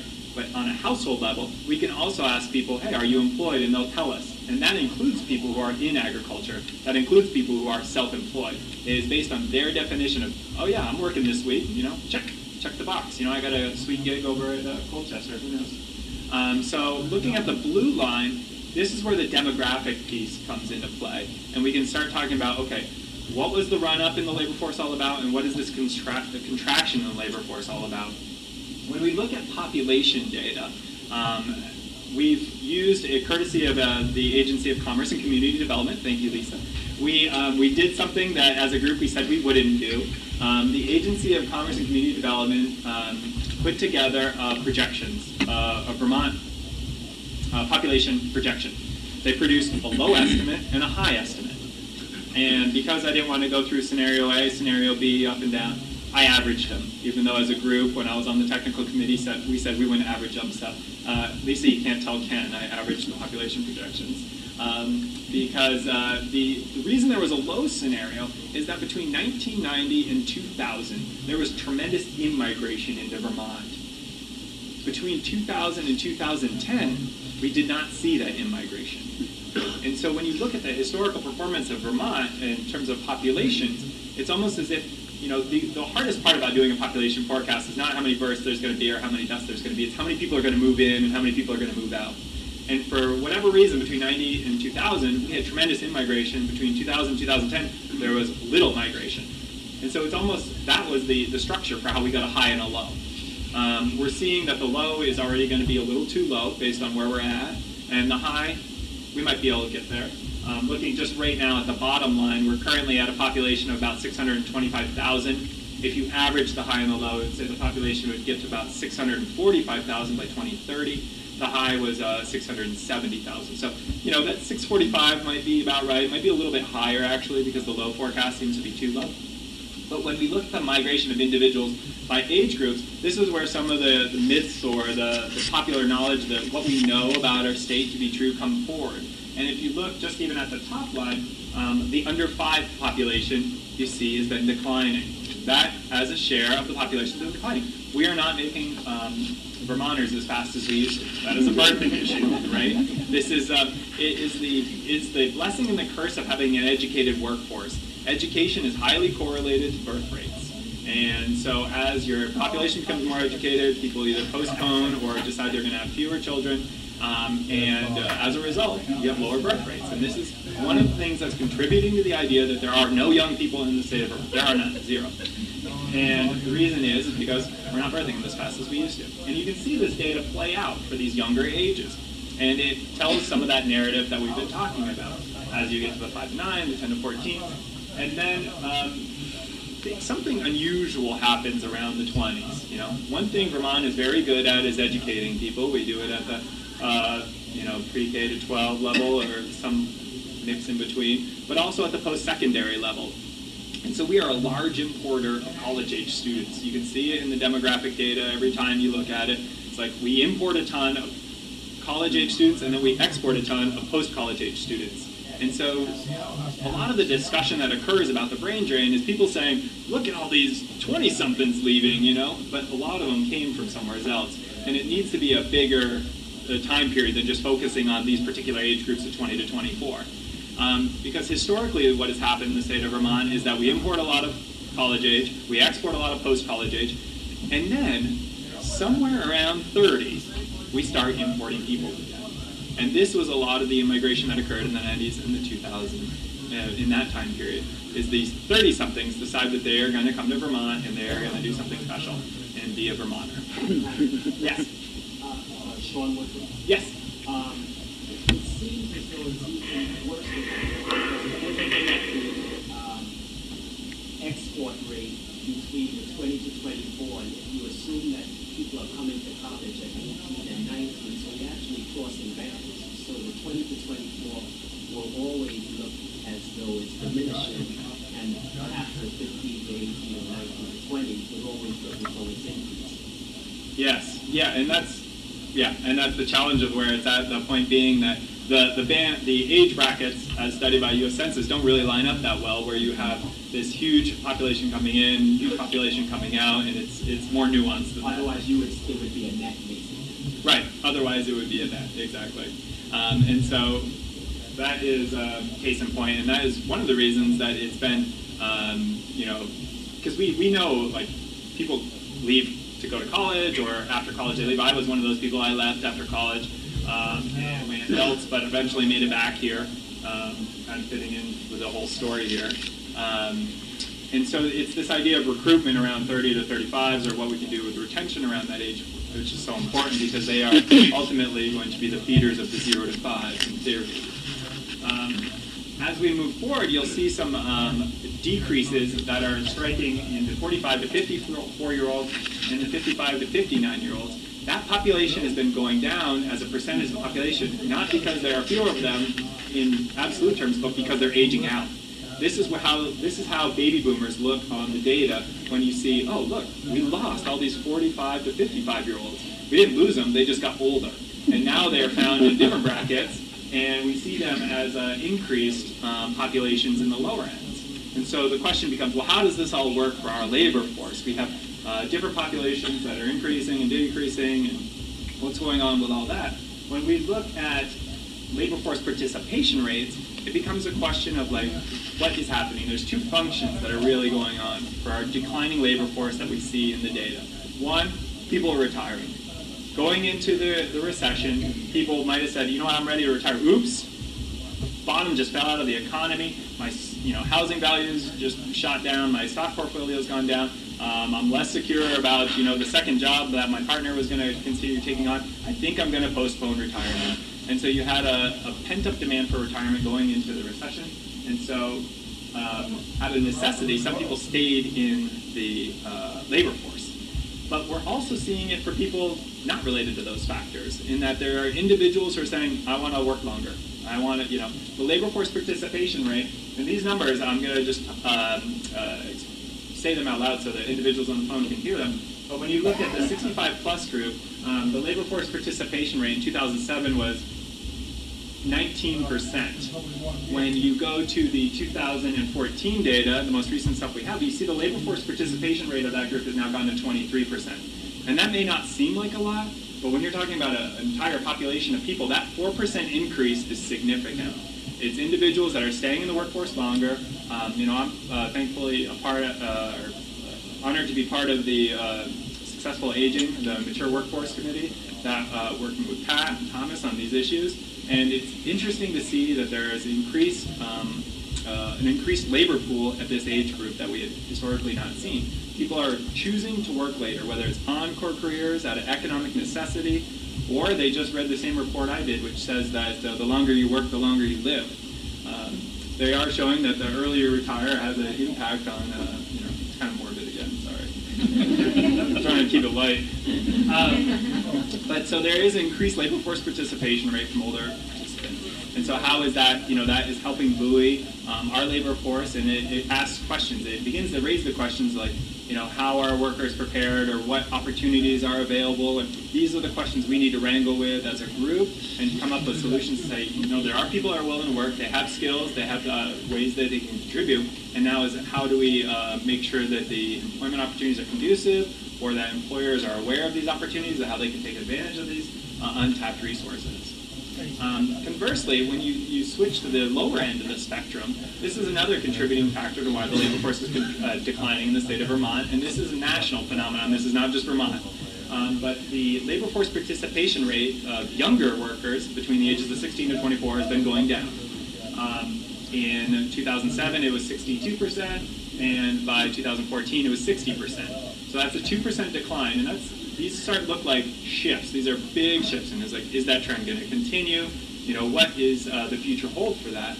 And so initially, the first reports out that I saw were by the Wall Street Journal, op-ed piece calling it the do-nothing generation.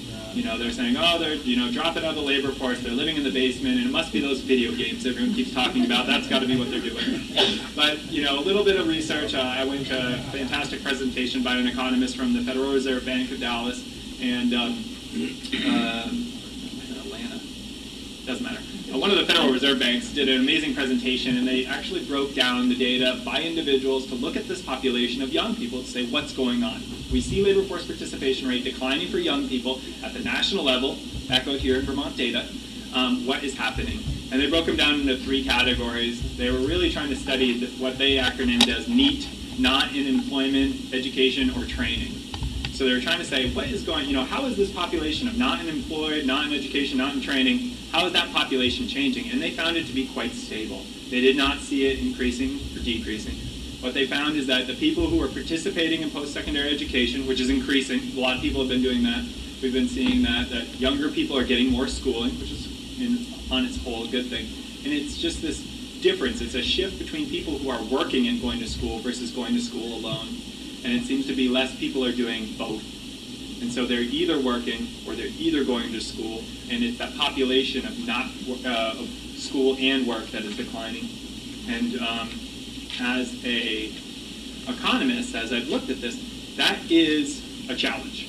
The earlier you have career exploration opportunities, the earlier you have the chance to be employed and see how a business runs, what it's like to be a coworker, the better off you can be, the more informed you can be about your own education and training and the decisions you make, so that you don't have the scenario the commission laid out, where you have an expectation that your education is going to get you an employment opportunity, and then you realize day one you hate it. That is what we need to avoid. Education and training is too valuable resources to be squandered in terms of not part of a plan. It needs to be leveraged. Tom Longstreth from Resource. How does an intern get counted? They would be counted as working. They would, even if it's an unpaid intern. If because it's an individual, if it would come down to the individual responding. I would so if I'm a student and an intern, if I was paid and the questionnaire came to me, are you employed? I would say yes. If I was an intern and not paid, I don't know what that person would answer. It comes down to the survey definition and how they felt that day. If they're receiving credit in lieu of cash, I would consider myself employed, but it gets a little squishy. Are there numbers of, have our internship numbers, has that been studied, or do we know if that's changing over time? The question is, have we looked at internship numbers? And to my knowledge, we have not. And I'm going to have notes going on the research list. Yeah. We've got to see how that's calculated, how it's tabulated, because in some ways it's like short-term employment, and depending on how the opportunity is structured, it may feel very much like an employment opportunity to that individual, such that they would say, yes, I'm employed. But if it's structured, show up for a couple of days, they might not recognize it. So that's a good question. I'll have to see what definitions and what research is available on that. That's a good question. Ellen was first. Matt, I'm wondering, on the population data and the trend one here, if maybe the next time we get together to look at it, to also have add a column that shows the national numbers. Oh, sure. Because, for instance, on the slide before, we have the projected change in population. You mentioned that Vermont trends are not that dissimilar from national trends. So if that's really true, then maybe we need to stop perpetuating the myth that we're losing young people and focus on okay, we're going to have a smaller population because the baby boomers are aging out. So if everybody's going to have a smaller overall workforce, both in Vermont and nationally, then might we think about different strategies if we had that as our focus? The question is a good one. The point being, what if we compared Vermont's population forecast and by age and looked at it versus the nation to see if we were similar or dissimilar, and how that might turn into just a different way of looking at it or even messaging issue. I do know that on the national level, the birth rate is not as low as it is in the nation. In Vermont, we are second lowest. Last I knew, we were second lowest birth rate in the nation. So then we need to change the water somehow. Yes. Stop educating our population? That doesn't sound like a good solution. But yes, that is a good point. Mary? Yes, I'm Mary Linterman, and the question that I have is, has there been a study with regard to that 16 to 24 group and that drop of roughly 7,000 people not working, and you made the hypothesis that it might be more schooling and not both, about the impact of the recession and or the fact that there just aren't jobs available that when I was that age were, so that they don't have the opportunity for the job experience as part of the factor of why they're not participating? That's a good question, Mary. So the question being, has anyone looked into, is it an access or a recessionary problem that's occurred? That's a good question, and I don't know. I'm going to make a note of that one because what I do know about the recession and its impacts on young people specifically is it does in some way become that messaging issue where if the primary income earner in the household comes home every day and says there's no jobs out there, that becomes a message you internalize. And some of the messages we've successfully internalized is, oh, you need more schooling, whether it's post-secondary education at a university or college, or if it's technical training related to certificates and apprenticeships. All those are great. You need, so we're seeing that bear out in the information that messaging is working. But what I'm concerned about, and there have been studies about the impacts of recessions in young people, is that as soon as they're met with opposition or resistance to employment, it becomes that record player in their head. They go, there's no jobs out there. And so opportunity and availability to those entry-level positions is a good question. So I'll just piggyback information in that I had my daughter's friend who's a Vermonter moved to Seattle with her mother, her parents, tried to find work. She's a college level and cannot find a job in the summer in Seattle because older workers seem to be still taking a lot of those jobs. So that's also an area that I wouldn't mind having a little investigation on. Yeah, and that topic has come up in some, and I've heard it discussed. I've never really heard any concrete information. As an economist, we don't tend to worry about those things because I don't see them as a direct, the skill matches aren't the exact same. Looking at the employment opportunities young people might be looking for versus what mature workforce might be looking for. But it is interesting. There has been that discussion, and I think that is part of the myths, like that if older individuals or mature workers stay in the workforce, that there's going to be no entry-level positions, or they're going to crowd out employment opportunities for advancement for younger workers. That's a good question. Lisa. Yes, Lisa. Can I interrupt this from the PSA? Sure. So we are working very closely with the governor's office on doing a campaign to try to raise awareness of what jobs are here and better connect jobs that are here with recent grads as well as visitors from Vermont. It's called greatjobsinvermont.com. We're marketing it through the Department of Tourism, also the Department of Labor has a great new job site, and there's also a LinkedIn site that many of the HR directors are working on. It's called Great Jobs. So if you have jobs available, please visit both of those sites. It was Great Jobs, BT. What? Great Jobs in Vermont or Great Jobs in BT. .com. Okay. Greatjobsinbt.com. I was just going to repeat it for the individuals on the phone. And so, being mindful of time, no, not mindful of time.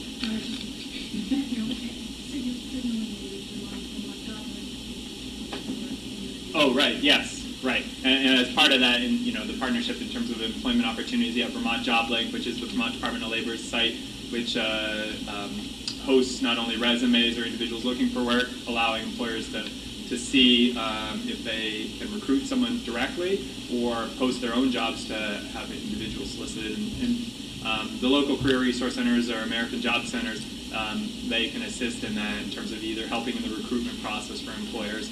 Yeah, a tremendous resource, which a lot of employers don't even know, is just a free service that's provided through the Department of Labor.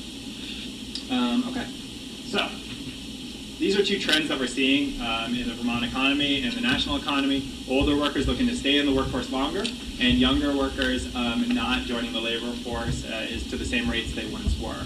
And so again, some of the concerns I just have is the career awareness and exposure to employment opportunities for those younger workers. And so that makes the question of internships all that more important to make sure that young people are getting that experience and seeing how how skills and education translate into employment opportunities. So we'll go back to this graph real quick here. Again, this is based on household data as reported by individuals in the state of Vermont. The labor force, we just talked about the blue line going up and then declining in the last few years. The red line being the employment level as reported by individuals. Peak pre-recession, declined, and then since it's leveled off in some ways. Been pretty consistent as the labor force has declined. Individuals either with pent-up demand for retirement or potentially were forced into the labor force out of economic necessity during the recession. They said, you know what, I didn't want to be in the labor force. I'd much prefer to stay home or continue my education or whatever it might be. So we see, as I mentioned at the top of this discussion, the equation or identity that employment plus unemployment equals the labor force. We'll take this conversation forward. The difference between the blue line and the red line is the unemployed. The number of unemployed persons in the state of Vermont, as represented by the blue blob on this graph. And again, it's the same time period, 2001 to current. And when you watch and track the number of unemployed persons as represented by the blue blob in the right axis, showing how many unemployed persons there are, you'll see that the number of unemployed people rose in the early 2000s. Again, that was part of the 2001 recession. Vermont not overly exposed to the dot-com recession that primarily hit Seattle and California and areas like that. But we did experience it here. Unemployment rate, as represented by the pink line on the left axis, did increase. But you'll see in the 2000s, during a period of economic growth, that relative blip, small blip of elevated unemployment rate came down in number of unemployed. So through the 2000s, during that, that's typically correlated with lower levels of unemployment. So we typically have a lower unemployment rate than the nation, again, due to our population's education. But you can see what this recession did. Once 2007 hits, you can see the number of unemployed people skyrocket and in fact double, going from 13,000 unemployed persons in the state of Vermont to 26,000 unemployed persons in the state of Vermont, with an unemployment rate exceeding 7%, which is very high for our little state.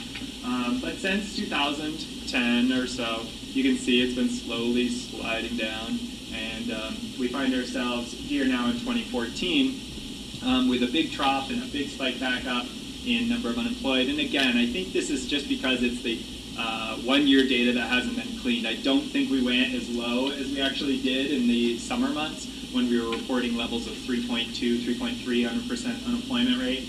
And I don't think this 4.4% unemployment rate, which we're currently at, is going to hold either. I think the model had a correction and it swung one way and it swung the other.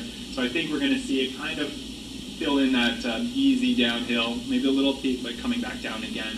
So you can move that trough up and you can move this peak a little bit down. And I think that's going to be what the history books will reflect when we look at this data.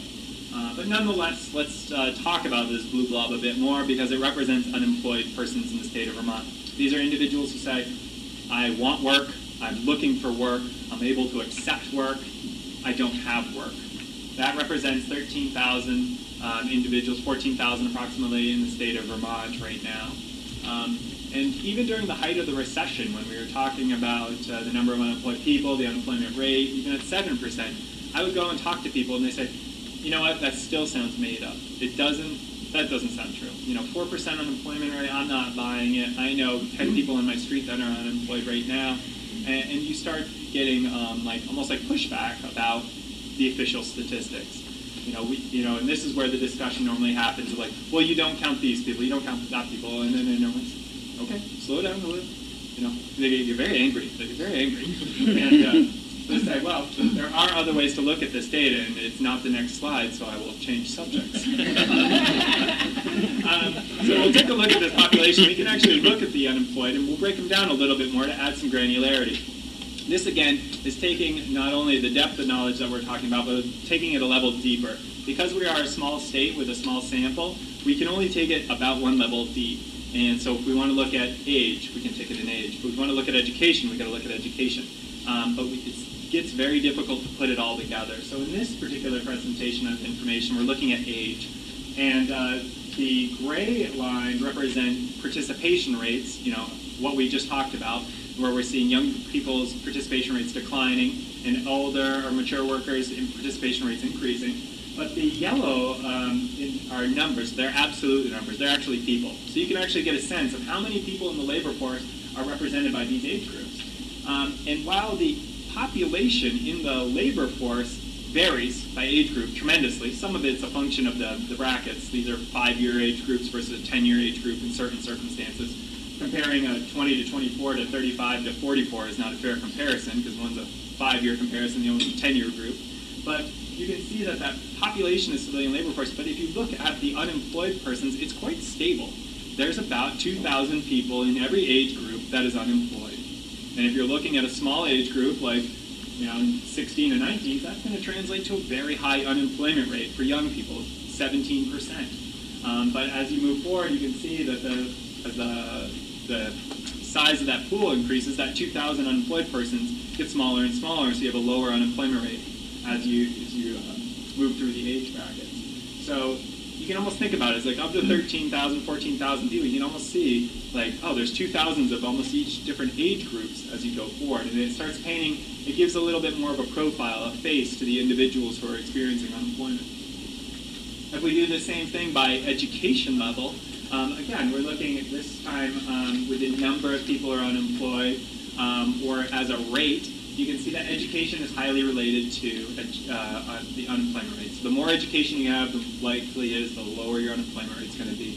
So an individual with a less than a high school degree is an unemployment rate of north of 11% compared to a bachelor's degree, which or more, having a low unemployment rate of about 2% approximately.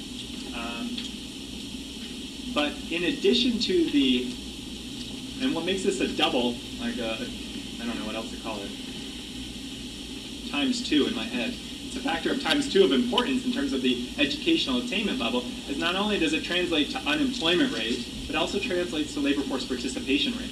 So if you have less than a high school education level, there's a good chance you're not even in the labor force at all. You're not even in these statistics because it's only at the rate of 37% of individuals less than a high school education are even looking for work or want work or have work. Then you add on top of that the unemployment rate, and you start seeing that they represent a very small population of individuals actually in the labor force employed because of that factor. And so the importance of education is highlighted here. So this is what I wanted to talk about related to the tinfoil hat theories that we're hiding all the data. This is publicly available on our website. The Bureau of Labor Statistics has been tracking things. The Bureau of Labor Statistics loves data, and they love definitions, and they love not to tinker with their definitions. And so one of the most popular words you'll hear about when anyone's talking about the economy is underemployment. The Bureau of Labor Statistics does not have an official definition of underemployment, and nor do I anticipate them getting one. But there is a lot of talk about underemployment, and it is a real phenomenon. But what I can talk about is our data, what we have, and what's available, and we can talk about how it quasi-aligns with it. And just as another teaser for information that we do have, we actually have estimates, typically based on national data, of educational attainment level by occupation. So driving home the point of why the Bureau of Labor Statistics does not want to get in the conversation of underemployment, a third of all wait staff have a BA. Do you want to consider all of them underemployed? Or perhaps they're making 6 figures because they know 2 languages and are, fine arts majors and work in restaurants that I can't afford. But it becomes that conversation of like, how do you define underemployment? Is it just the job that I wish I had? Because I have a long list of jobs I wish I had. Most of them to do with Boston Red Sox, Danny. So, if you have any connections there, maybe. But so this idea of underemployment, it's so squishy that Bureau of Labor Statistics cannot hammer home a definition. But what we can do, in addition to looking at what is known as the traditional unemployment rate, there's actually 5 other metrics of unemployment or labor force underutilization, and I want to be mindful of time here. I'll try and power through this. But this will just drive, this will be the concluding remarks. We look at different ways to measure unemployment and labor force underutilization, and we go beyond just the traditional definition of unemployment, meaning you've looked for work in the last 4 weeks. We expand the definition. So the U1 is the most narrow definition, and it gets all the way to the U6, which is the broadest. The U1 is long-term unemployed as defined by over 15 weeks unemployed. The U2 looks at recent job losses, so people who recently lost a job or their temporary employment ended. The U3 is what is known as the traditional unemployment rate. So anytime someone says, oh, the unemployment rate in the United States is this, what they're really saying is the traditional unemployment as measured by the U3 is this. But it's just been shorthanded. And this is the U3, the traditional metric, is actually a major component to the allocation of federal funds across states. Because we have that uniform definition and methodology and calculation, that's how the importance of that statistic. But if we wanted to say, let's broaden the definition, let's include people who've given up looking for work, that gets you to the U4. Let's include people who have given up looking for work, but not because they're discouraged, but for other reasons. Unfortunately, these surveys, we can't piggyback questions because we'd love to ask these questions like, why aren't you looking for work? Some of them clearly indicate, I'm discouraged. There's no jobs out there for me. And that can be captured as a discouraged worker. But if you've given up looking for work because maybe you have a big trip coming up or you're going to be volunteering abroad, whatever it might be, you might have given up looking for work, and that gets you to the U5, what are known as marginally attached workers. I think about these as people who say they want work but can't accept work or don't want work, and they're not looking within the last year. So we start expanding the definition. Now we can add, not only are we going to add discouraged workers, the marginally attached workers, we can add in what the Bureau of Labor Statistics calculates, and the closest thing we have to underemployment, which is people who are working part-time but want full-time work. And the reason that they don't have full-time work is because of economic reasons within the business, not because of their own schedule. So this is out of economic necessity for the reasons they are offered and receive part-time work, but they want full-time work. And you can see this is where, when you start adding in all these metrics, you can see it got cut off there, but it's at approximately about 9%, the U6. So as opposed to rough terms, 4%, 5%, which I equate to 1 out of 20 people being unemployed in the Vermont economy. If you start getting to 9%, 10%, that's 1 out of every 10 people in the Vermont economy who is in the labor force or related to the labor force that is in a situation that's not to their economic advantage, meaning they're in a bad situation as they define it. They've either given up looking for work or they only have part-time work. And when you start looking at the U6, it starts to feel more akin to what we see when we talk to our friends, our family. And so this point I'm going to make as we move forward is that the relationship to the U3, the traditional rate, and this U6, since this recession has been high, it's been elevated. So we're seeing people with more part-time work who want full-time work than is historically seen. So we used to see it as an under 2-to-1 ratio. It's currently over a 2-to-1 ratio. So there are more part-time employment opportunities than the individuals are seeking for full-time work. So if we were going to summarize this all and just give it like a landscape approach, if we had 14,000 unemployed people, the discouraged worker population in the state of Vermont is not big. And the reason is there are jobs here. In the national economy, you hear a lot more talk about discouraged workers because there are parts of this country where there is no work, and individuals are discouraged instead of giving up. But our population of discouraged workers is about 1,000, and it is much smaller as a relative scale than the U.S. because we're doing everything we can as the Department of Labor to let people know there are jobs out there, that employers are hiring, and that message has got to be carried forward. So it is not our discouraged population that is significant. There is a few more marginally attached at about 3,000 in total covering the discouraged workers. But then it's this other population of about 13,000 individuals who have part-time work but want full-time work. In total, this brings us to about 30,000 Vermonters that are underutilized for their labor capacity, and there's opportunities for us to find better employment opportunities, figure out what their needs are, and that would be where the discussion goes from how do we isolate the individual needs, whether they need additional skills, do they need education, do they need transportation services, what is it about these individuals that we can't get them into situations that would be to their better economic advantage. Question? When you talk about underutilized, do you also look at salary though? So that whole crazy catch-22 of do I give up my food stamps, child care, and unemployment to take a job that I'm basically going to lose 5 hours a week? Excellent question. No, we do not look at salary or wage information as in regards to this, and that falls more into that underemployment category.